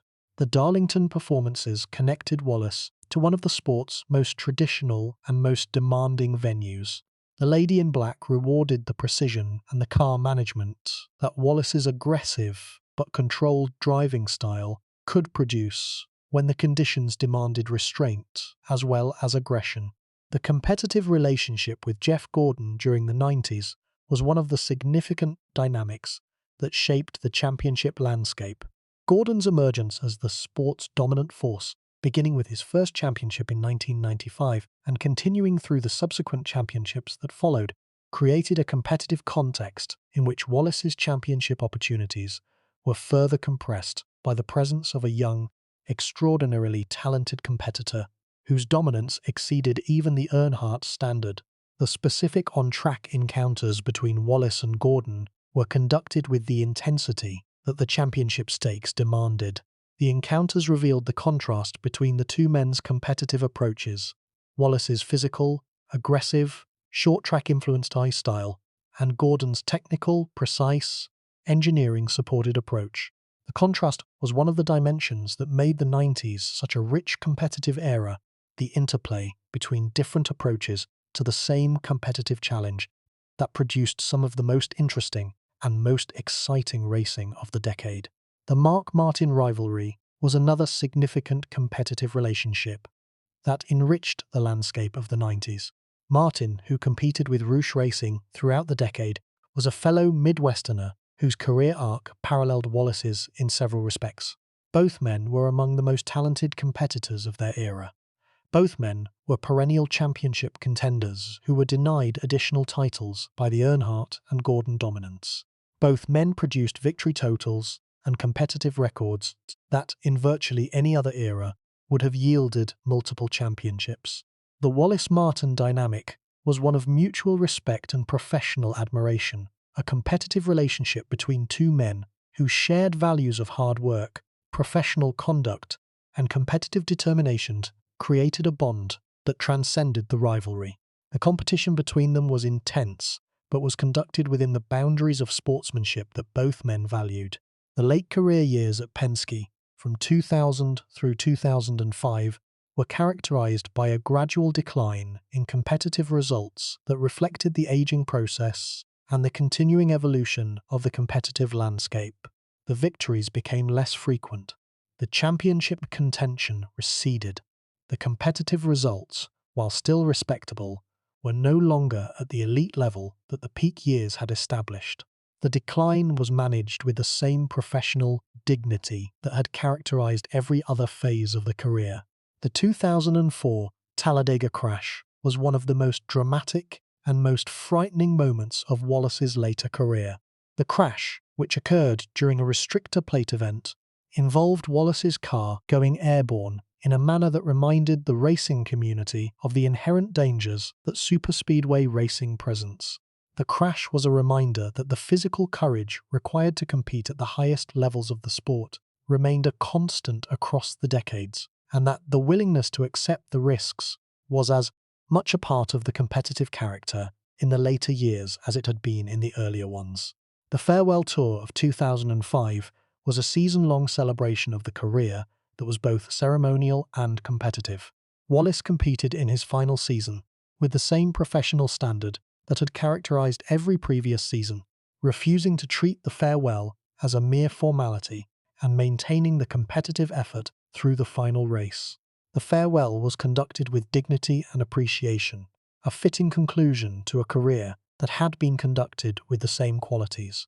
The tributes that accompanied the farewell season came from across the racing community, from current and former competitors, from team owners and crew chiefs, from media members and fans, from everyone whose professional or personal life had been touched by Wallace's career. The tributes were unanimous in their assessment of Wallace as one of the most talented, most competitive, and most respected drivers of his era, an assessment that the Hall of Fame induction would later formally confirm.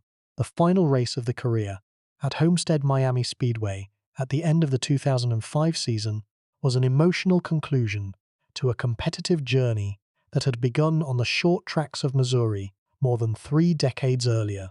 The career had produced 55 victories, 1 championship, 9 Bristol wins, and more than 2 decades of competitive excellence at the Cup Series level. The final race was a moment of reflection and of gratitude, a quiet acknowledgement of the magnitude of the journey and the quality of the experience it had produced.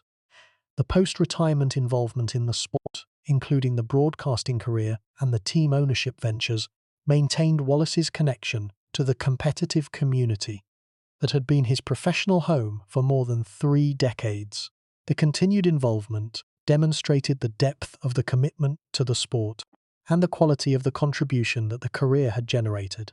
The NASCAR Hall of Fame induction in 2013 was the formal inscription of Wallace's name into the sport's permanent record of its greatest figures.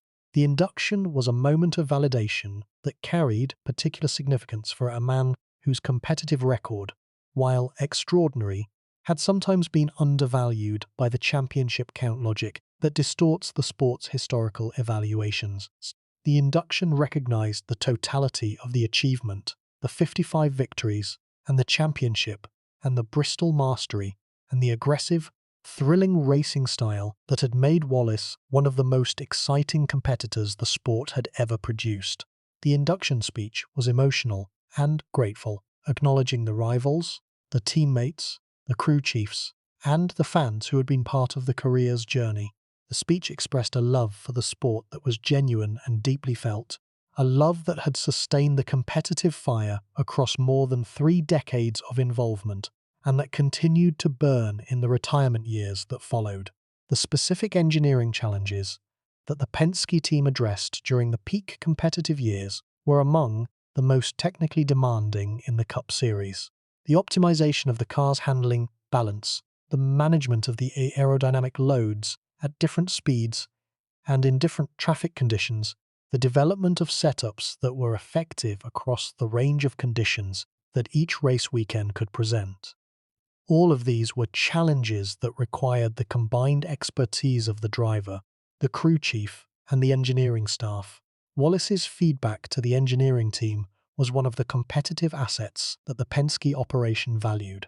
The ability to describe the car's behavior with precision and to communicate the specific handling characteristics that needed to be addressed was a skill that not all drivers possessed, and that contributed to the effectiveness of the engineering process. The feedback quality was a product of Wallace's years of experience and his deep understanding of the car's behavior, an understanding that had been developed through decades of driving, and that was expressed through the descriptive vocabulary that effective driver-crew chief communication requires. The setup philosophy that the Wallace Penske team employed was built on the principle of providing a car that was responsive and aggressive, a car whose handling characteristics matched the driving style of the man behind the wheel. The philosophy reflected the understanding that the car and the driver form a system whose effectiveness is maximized when the characteristics of each component are aligned.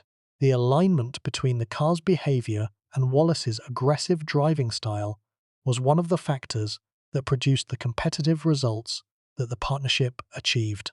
The qualifying performances that Wallace produced during the Penske years were consistently strong, reflecting both the quality of the team's preparation and the driver's ability to extract the maximum single-lap performance from the car.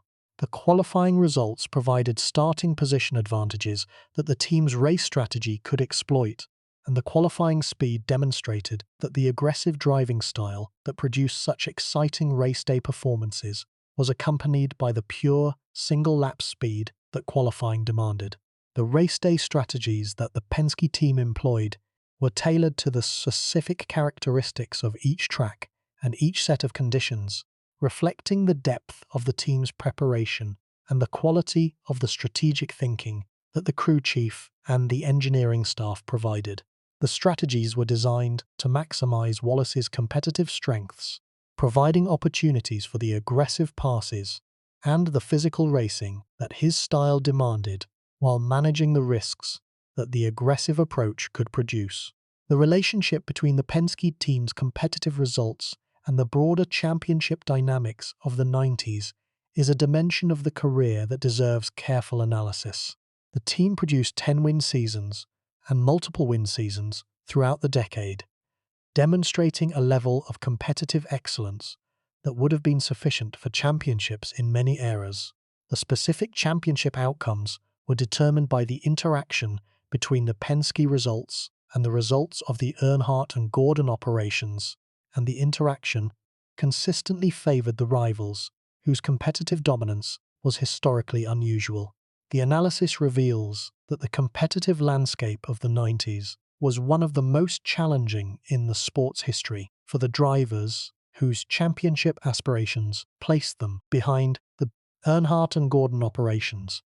The quality of the competition at the top of the standings was so high, and the consistency of the top two competitors was so overwhelming that the championship opportunities available to the other elite drivers were significantly reduced. The reduction was not a reflection of any deficiency in the capabilities of the other competitors. It was a reflection of the specific, historically unusual dominance of the era's two most successful drivers. Wallace's competitive response to this challenging landscape was to continue producing victories and competitive results at the highest level, maintaining his position among the sport's elite competitors and demonstrating the quality of the competitive effort, even when the championship outcome was determined by factors beyond his control. The response was the product of the competitive character that had been the foundation of the entire career, the refusal to accept less than the best available result, regardless of the broader championship dynamics. The Earnhardt death at the 2001 Daytona 500 occurred during the year after Wallace's championship contending peak, but during a period when he was still competing at a professional level. The tragedy affected every driver in the Cup Series field, including Wallace, who had competed against Earnhardt for more than 2 decades, and who had formed a relationship with the Intimidator that was built on the mutual respect that intense, decades-long competition produces. The loss of Earnhardt was a personal blow for Wallace, who had known the man as a rival, a competitor, and eventually a friend. The grief was genuine and was expressed with the same emotional honesty that characterized Wallace's engagement with the sport. The safety revolution that followed Earnhardt's death, including the mandating of the hands device and the installation of safer barriers, was a transformation that Wallace experienced during the final years of his career, and that represented the sport's most significant commitment to the protection of its participants. The final competitive years, from 2001 through 2005, were conducted with the awareness that the career was approaching its conclusion and that the competitive opportunities that remained were limited. Wallace competed in these years with the same professional standard that had characterized every previous phase of the career, maintaining his competitive effort and his organizational commitment through the declining results that the aging process produced. The 2004 season, the penultimate season of the career, included moments of competitive performance that demonstrated the persistence of the talent and the durability of the competitive fire. The moments were interspersed with the more modest results that the later career years produced, creating a competitive profile that reflected the reality of an aging career, while still occasionally revealing the quality that the peak years had demonstrated. The farewell tour's most emotional moments came at the tracks that had been most closely associated with Wallace's competitive identity. The Bristol tributes were particularly moving, acknowledging the special relationship between the driver and the track that had been the stage for his most distinctive performances. The Martinsville and Richmond tributes added to the short track dimension of the farewell, recognizing the mastery that Wallace had demonstrated at the venues that had been most closely aligned with his competitive strengths. The final Bristol race of Wallace's career was an event that carried particular emotional significance for both the driver and the fans. Bristol had been the track where Wallace's competitive identity had been most fully expressed, the venue that had showcased his aggression, his car control, and his physical commitment more completely than any other. The final race at Bristol was a goodbye to the track that had been the competitive home of his career, a farewell to the half-mile concrete bowl that had provided the stage for his most thrilling and most memorable performances. The qualifying performances that Wallace produced throughout his career were a competitive dimension that complemented the race day aggression, and that demonstrated the pure speed that accompanied the physical driving style. Wallace was a strong qualifier, consistently placing the car near the front of the field and providing the starting position advantages that his race day strategy could exploit. The qualifying speed was evidence that the aggressive driving was not merely tactical. It was the expression of a genuinely fast driver, a man whose car control and whose commitment to the limit produced lap times that were among the quickest in the field. The physical preparation that Wallace maintained during the championship years and throughout the Penske partnership was a factor that contributed to the endurance and the consistency that the demanding Cup schedule required. The Cup Series season, with its 30-plus race weekends, its travel requirements, and its physical demands, created a workload that required sustained physical fitness, and Wallace's commitment to his conditioning was a factor that sustained his competitive performance across the decades of his career. The mental preparation dimension of the competitive approach was another significant factor. Each race weekend required a mental readiness that encompassed the review of track data, the development of the race strategy, the preparation for the specific competitive challenges that each event presented, and the maintenance of the focused, aggressive mindset that Wallace's driving style demanded. The mental preparation was conducted with the same thoroughness that characterized the physical and mechanical dimensions of the team's competitive approach. The weather adaptation skills that Wallace and the Penske team developed were another dimension of the competitive capability that contributed to the career's results.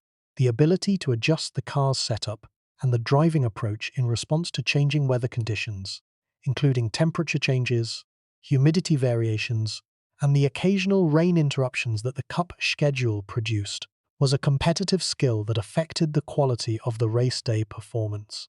The post-race analysis processes that the Penske team conducted after each event were part of the systematic approach to continuous improvement that the organization maintained. The analysis of the race data, the review of the competitive performance, and the identification of the areas where improvement was possible were the mechanisms through which the team's competitive capabilities were maintained and enhanced across the seasons. The relationship between Wallace and the media during his career was professional and substantive, reflecting the depth of his knowledge of the sport and his willingness to share his insights and his opinions with the journalists who covered the competition.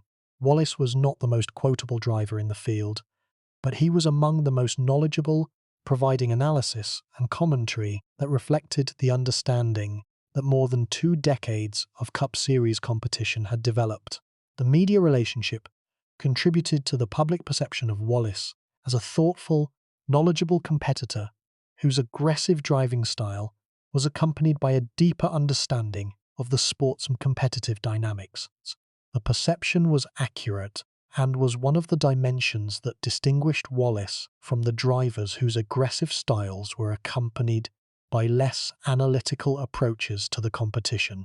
The comparison between Wallace's competitive record at Bristol and the Bristol records of other drivers provides additional context for evaluating the significance of his short-track mastery.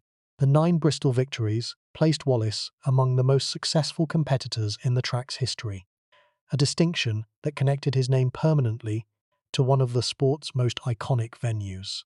The Bristol record was the competitive achievement that most fully expressed Wallace's specific competitive strengths: the aggression, the car control, the physical endurance, and the tactical intelligence that the demanding half-mile oval rewarded. The comparison with the Bristol records of other great short-track competitors, including Dale Earnhardt and Darrell Waltrip and Jeff Gordon, reveals that Wallace's Bristol production was among the highest of any driver in the modern era. The comparison demonstrates the depth of the competitive mastery that Wallace displayed at the venue and confirms the alignment between his driving abilities and the specific competitive demands that Bristol presented. The evolution of the Bristol racing product during Wallace's career, from the asphalt surface of the earlier years to the concrete surface that was installed in the early 90s, to the progressive banking configuration that was introduced later, affected the character of the racing and the specific skills that the track rewarded. Wallace adapted to each evolution, maintaining his Bristol competitiveness through the changes in the track's characteristics and demonstrating the adaptability that his Bristol mastery required. The fan experience at Bristol during the Wallace years was one of the most intense and most dramatic in all of motorsport. The Coliseum-like atmosphere, with more than 160,000 fans packed into the steep grandstands that surrounded the half-mile oval, created an environment that was as much an event as it was a race. The noise, the heat, the close quarters, and the intense physical racing that the track produced combined to create a spectator experience that was unique in the world of professional sport. Wallace was at the center of this experience, the driver whose aggressive, physical style was the embodiment of everything that the Bristol fans came to see. His victories at Bristol were celebrated with a passion and an intensity that reflected the special relationship between the driver and the venue, a relationship that was built on the alignment between the driver's competitive character and the track's competitive demands. The legacy of the Wallace-Earnhardt rivalry deserves final emphasis as one of the most significant competitive relationships in the sport's modern history. The rivalry, conducted over more than 2 decades of Cup Series competition, was a contest between two of the most aggressive, most talented, and most competitive drivers the sport had ever produced. The rivalry enriched the sport's competitive landscape, produced some of its most memorable on-track moments, and created a standard of physical, intense racing that subsequent generations of competitors have aspired to match. The rivalry was not just a competitive contest. It was a cultural event, a clash between two men whose shared values of toughness, aggression, and the refusal to yield created a dynamic that captured the imagination of the sport's audience, and that elevated every race in which both men competed. The rivalry was the sporting equivalent of a great conversation, a dialogue between two participants whose shared language of speed and aggression produced interactions that were both meaningful and thrilling. The specific incidents within the rivalry, the bumps at Bristol, the contacts at Martinsville, the confrontations at Richmond and at tracks across the schedule, were the individual words within this conversation, the specific exchanges that expressed the broader themes of competition and respect that the rivalry encompassed. Each incident was a statement, a claim about competitive position and competitive right that the other man was obligated to respond to, and the responses, always physical, always intense, always compelling, were the elements that made the rivalry one of the great sporting narratives of its era. The loss of Dale Earnhardt at the 2001 Daytona 500 was a moment that affected Wallace profoundly, ending the rivalry that had been the defining competitive relationship of his career, and removing from the field the man who had been his most formidable and most respected opponent. The loss was personal as well as competitive. The death of a man who had been an adversary and eventually a friend, and the grief that Wallace expressed was genuine and deeply felt. The post-Earnhardt years of Wallace's career, from 2001 through the retirement in 2005, were conducted in a competitive landscape that was fundamentally altered by the absence of the man who had been its most dominant figure. The field continued to produce compelling competition, with Jeff Gordon and Jimmy Johnson and Tony Stewart and the other elite competitors maintaining the quality of the championship battles. But the absence of Earnhardt, the rival whose competitive presence had defined Wallace's career more than any other, was a void that the remaining years could not fill. The deeper truth about Rusty Wallace is that his career exposes the flawed logic of evaluating drivers primarily by championship count. The logic holds that the drivers with the most championships are the greatest, that the accumulation of titles is the definitive measure of competitive worth, and that the drivers who won fewer championships, regardless of their other achievements, are lesser competitors than those who won more. The logic is simple, intuitive, and profoundly misleading because it ignores the competitive context in which championships are won and lost, and because it fails to account for the specific circumstances that determine how many championships any given driver is able to accumulate. Let that sink in. Rusty Wallace won 55 Cup Series races. He won the 1989 championship by defeating Dale Earnhardt Sr. in one of the most closely contested title fights in the sport's history. He was the winningest active driver in the Cup Series for most of the 1990s. He competed at the elite level for more than 2 decades, and the one championship that his career produced is sometimes cited as evidence that his career was somehow less impressive than those of the drivers who accumulated more titles. The citation is unfair because it ignores the competitive context. The era in which Wallace competed was the era of Dale Earnhardt's 7 championships and Jeff Gordon's 4 championships. The combined 11 titles that these two men accumulated during Wallace's competitive years consumed 11 of the championship opportunities that were available to the entire field, leaving fewer opportunities for the other championship caliber competitors. Wallace was one of these competitors, a man whose 55 victories demonstrated championship caliber ability, and whose one title confirmed the ability's championship-level expression. The single championship was not a failure. It was a reality, the consequence of competing in an era when the championship opportunities were being consumed by two of the most dominant drivers the sport had ever produced. In virtually any other era, Wallace's competitive record would have produced multiple championships. The talent was there, the victories were there, the consistency was there. The specific championship circumstances of the 90s, shaped by the Earnhardt and Gordon dominance, limited the title production to one. Let that sink in. The 55 victories place Wallace among the top 10 all-time winners in the sport's history. The winning percentage places him among the most efficient competitors the sport has produced. The championship, won in one of the most dramatic and closely contested title fights in the sport's modern history, demonstrated the ability to produce a championship result when the competitive circumstances were favorable. The competitive record, viewed in its totality, is the record of a driver who was one of the best of his era, and whose era happened to include rivals whose championship dominance was historically unusual. The personal cost of the competitive career was borne with the same intense, passionate approach that characterized Wallace's on-track performances.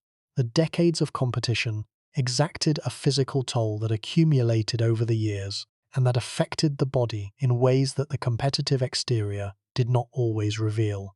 The crashes, which were a regular feature of the aggressive driving style that Wallace employed, produced injuries that were managed and endured rather than publicized. The family dimension of the career was another area where the personal costs were felt. The demanding Cup Series schedule, with its weekend after weekend competitive obligations and its travel requirements, placed enormous demands on the family relationships that sustained Wallace through the decades of competition. His wife, Patty, was the steady presence whose support made the career possible, providing the personal stability that the competitive intensity demanded. The Wallace brothers' involvement in the sport, with Kenny and Mike both competing at various levels of stock car racing, created a family dynamic that connected the Wallace name to a broader racing tradition. The family presence in the sport was a source of pride and of competitive camaraderie, providing Rusty with the familial connections within the racing world that enriched his experience and that sustained his involvement across the decades. The deeper truth about the aggressive driving style that was Wallace's competitive signature is that the aggression was not a deficiency of temperament. It was a competitive strategy, the most effective approach that Wallace's particular combination of skills could employ. The aggression produced results. It produced victories. It produced the championship. And it produced the kind of racing, physical, intense, thrilling, and dangerous, that the fans who loved the sport at its most primal loved above all else. The aggression was controlled. This point cannot be emphasized enough, because the perception of Wallace as a reckless driver was a mischaracterization that his critics sometimes promoted, and that the incidents on the track sometimes seemed to support. Wallace was not reckless. He was aggressive. The distinction is crucial. Recklessness is the absence of judgment, the willingness to take risks without understanding the consequences. Aggression is the presence of judgment, the willingness to take calculated risks whose consequences are understood and accepted. Wallace's aggression was of the latter kind, calculated and purposeful, and executed with a car control that was among the finest in the field. The car control was the quality that made the aggression viable. Other drivers who attempted the same aggressive approach, without possessing the same level of car control, produced crashes rather than victories, incidents rather than championship results. Wallace's car control allowed him to operate at the edge of adhesion, to slide the car through the corners at the absolute limit of the tire's grip, and to manage the contact with other cars with a precision that transformed potential crashes into competitive advantages.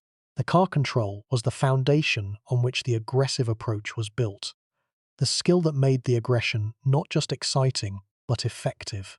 The Roger Penske relationship that sustained the competitive career for more than 15 years deserves particular emphasis as one of the most significant professional partnerships in the sport's modern history. Penske, whose business empire extended far beyond the racing world, brought to the partnership an organizational professionalism and a competitive standard that few other team owners could match. The Penske standard demanded excellence in every dimension of the competitive enterprise, From the preparation of the cars to the execution of the pit stops to the management of the commercial relationships that funded the operation, Wallace thrived within the Penske standard. The demands for excellence that some drivers might have found oppressive were, for Wallace, motivating, creating an environment in which the competitive intensity that was his natural state was supported and rewarded by an organizational culture that shared the same commitment. The alignment between the driver's character and the organization's culture was one of the factors that made the partnership so durable and so productive. The deeper truth about the relationship between aggression and popularity is another dimension of the Wallace story that deserves examination. Wallace's aggressive driving style made him popular with a significant segment of the fan base, the fans who valued physical, hard-nosed racing and who appreciated the spectacle that the aggressive approach produced. The style also made him unpopular with another segment, the fans of the drivers he bumped and rubbed and occasionally wrecked in the pursuit of competitive advantage. The polarization was part of the entertainment value that Wallace's career generated. The fans who loved his style and the fans who hated it were both emotionally engaged, both invested in the outcomes of the races in which Wallace competed, and the emotional engagement, whether positive or negative, was commercially valuable for the sport. The polarization was the product of an authentic competitive character, a character that could not be moderated or managed, because it was the genuine expression of who Rusty Wallace was behind the wheel, and the authenticity was what made the emotional engagement so intense. The assessment of Rusty Wallace by his peers is one of the most consistent and most unanimously positive assessments in the sport's recent history. The drivers who competed against him, from Earnhardt to Gordon to Martin, to the dozens of other champions and contenders who shared the Cup Series field during his more than 2 decades of competition, universally acknowledge Wallace as one of the most talented, most competitive, and most respected drivers they ever raced against. The peer assessment is the truest measure of any competitor's abilities, and the peer assessment of Wallace is unambiguous. He was one of the best. What does Rusty Wallace's legacy mean to the sport of NASCAR? The answer encompasses competitive achievement, driving style, organizational partnership, and the specific quality of racing entertainment that Wallace's career produced. The competitive legacy is substantial and distinctive. 55 Cup Series victories, placing him among the top 10 all-time winners in the sport's history. The 1989 Cup Series championship, won in one of the most closely contested title battles of the modern era. More than 2 decades of continuous Cup Series competition at the elite level. The statistics describe a career that was, by any objective measure, one of the most accomplished in the sport's history. The driving style legacy is equally significant. Wallace's aggressive, physical, car-on-the-edge approach to stock car racing was one of the most distinctive and most entertaining competitive styles the sport has produced. The style influenced subsequent generations of drivers, establishing a model of controlled aggression that demonstrated the competitive effectiveness of the approach and that created space for the drivers who followed to adopt similar methods. The style was Wallace's most distinctive competitive asset, the quality that separated him from the other talented drivers of his era, and that gave his career its unique character. The Penske racing legacy that Wallace helped build is another dimension of the career that persists in the sport's competitive landscape. The Penske organization, which continues to field competitive Cup Series cars under the Team Penske banner, was established as a Cup Series power during the Wallace years, and the competitive foundation that the Wallace-Penske partnership laid has been built upon by subsequent drivers and crew chiefs. The organizational legacy is a permanent contribution to the sport's competitive structure. The Bristol legacy is the dimension of the career that resonates most specifically and most powerfully. The 9 Bristol victories, the short-track mastery, the physical, aggressive racing that the half-mile concrete bowl demanded, and that Wallace provided in greater measure than any other driver, all of these constitute a legacy that is permanently associated with one of the sport's most iconic venues. When the fans think of Bristol, they think of Saturday night under the lights, of bumping and rubbing, and the wall closing in, and they think of Rusty Wallace. The philosophical dimension of the Wallace legacy speaks to the nature of competitive greatness and the criteria by which it should be evaluated.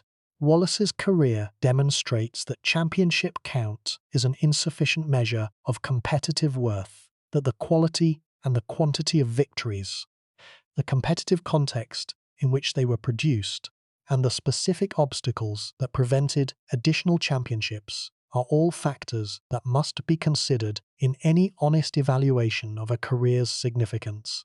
The demonstration is a corrective to the championship count bias that sometimes distorts the sport's historical evaluations. The Hall of Fame recognition confirmed what the racing community had known for decades. Rusty Wallace belonged among the immortals, the 55 victories, the championship, the Bristol mastery, the aggressive, thrilling, endlessly entertaining racing style that made him one of the most exciting competitors the sport had ever produced. All of these justified the recognition, and all of these continued to define the legacy. The connection between Wallace and the fans who followed his career is a legacy that endures in the memories of the people who watched him race and who were thrilled by the aggressive, physical competition he provided. The fans who loved the short track battles, who cheered when the bumpers touched and the positions changed and the smoke rose from locked up brakes, were the fans who loved Rusty Wallace, and their love was the love of a sport at its most elemental, its most visceral, and its most authentically competitive. In the end, the story of Rusty Wallace is a story about the edge of adhesion, the point at which the tyres are giving everything they have and the car is sliding sideways through the corner, balanced on the knife's edge between grip and chaos. The point that most drivers approach cautiously, fearfully, aware that the consequences of exceeding the limit include contact with walls that do not yield and impacts that the human body was not designed to absorb. Rusty Wallace lived on the edge, not occasionally, not in the closing laps of a race when the victory was within reach and the risk was justified by the reward. All the time, every lap, every corner, every race, the edge was not a destination he visited. It was his address, the permanent residence of a competitor whose talent and whose temperament placed him at the absolute limit of the car's capabilities, and who felt most alive when the car was sliding, and the wall was close, and the outcome of the corner was determined by the hundredths of a second that separated a masterful save from a catastrophic wreck. 55 victories, 1 championship, 9 Bristol wins, more than 2 decades at the highest level of the sport. These are the dimensions of the career, the measurements that describe the scope of the competitive efforts. The measurements are impressive by any standard and are worthy of the recognition that the Hall of Fame has provided. But the measurements do not capture the quality that made Wallace unique. The quality was the aggression, the controlled, purposeful, magnificent aggression that transformed stock car racing from a competition into a spectacle, and that made every race Rusty Wallace entered an event that demanded attention. The aggression was not a flaw. It was a gift, the expression of a competitive character that was as authentic and as compelling as any character the sport has produced. The black and gold No. 2 Miller genuine draft car, sliding through the turns at Bristol under the lights on a Saturday night, the back end loose, the wall inches away, the driver catching it, saving it, and then doing it again in the next corner with the same controlled violence that makes the impossible look inevitable. That is the image that the sport preserves, the image that the fans remember, the image that captures, in a single frozen moment, the essence of a career that was lived at the edge, and that was, because of that, one of the most thrilling the sport has ever witnessed. They called him Rusty, and the name, which carried no intimidating nickname and no corporate polish, was the name of a man who drove a stock car with more passion, more aggression, and more pure, unapologetic competitive fire than almost anyone who has ever sat behind the wheel. The edge is quiet now, the car is still. The Bristol nights continue without him, the concrete bowl filled with new competitors, whose races produce their own dramas and their own heroes. But the memory of the black and gold No. 2, sliding through the turns with that unmistakable combination of violence and control, endures in the hearts of the fans who witnessed it and in the record books that preserve its achievements. Rusty Wallace, the aggressive champion, the Bristol King, the man who lived on the edge and who made the edge the most exciting place in all of motorsport. The edge endures, the legend endures. And the racing, the real racing, the physical bumping, grinding, wall-scraping, tire-smoking racing that Rusty Wallace embodied more completely than any other driver of his era, endures as well, the beating heart of a sport that was built on the proposition that the best races are the ones that are fought the hardest.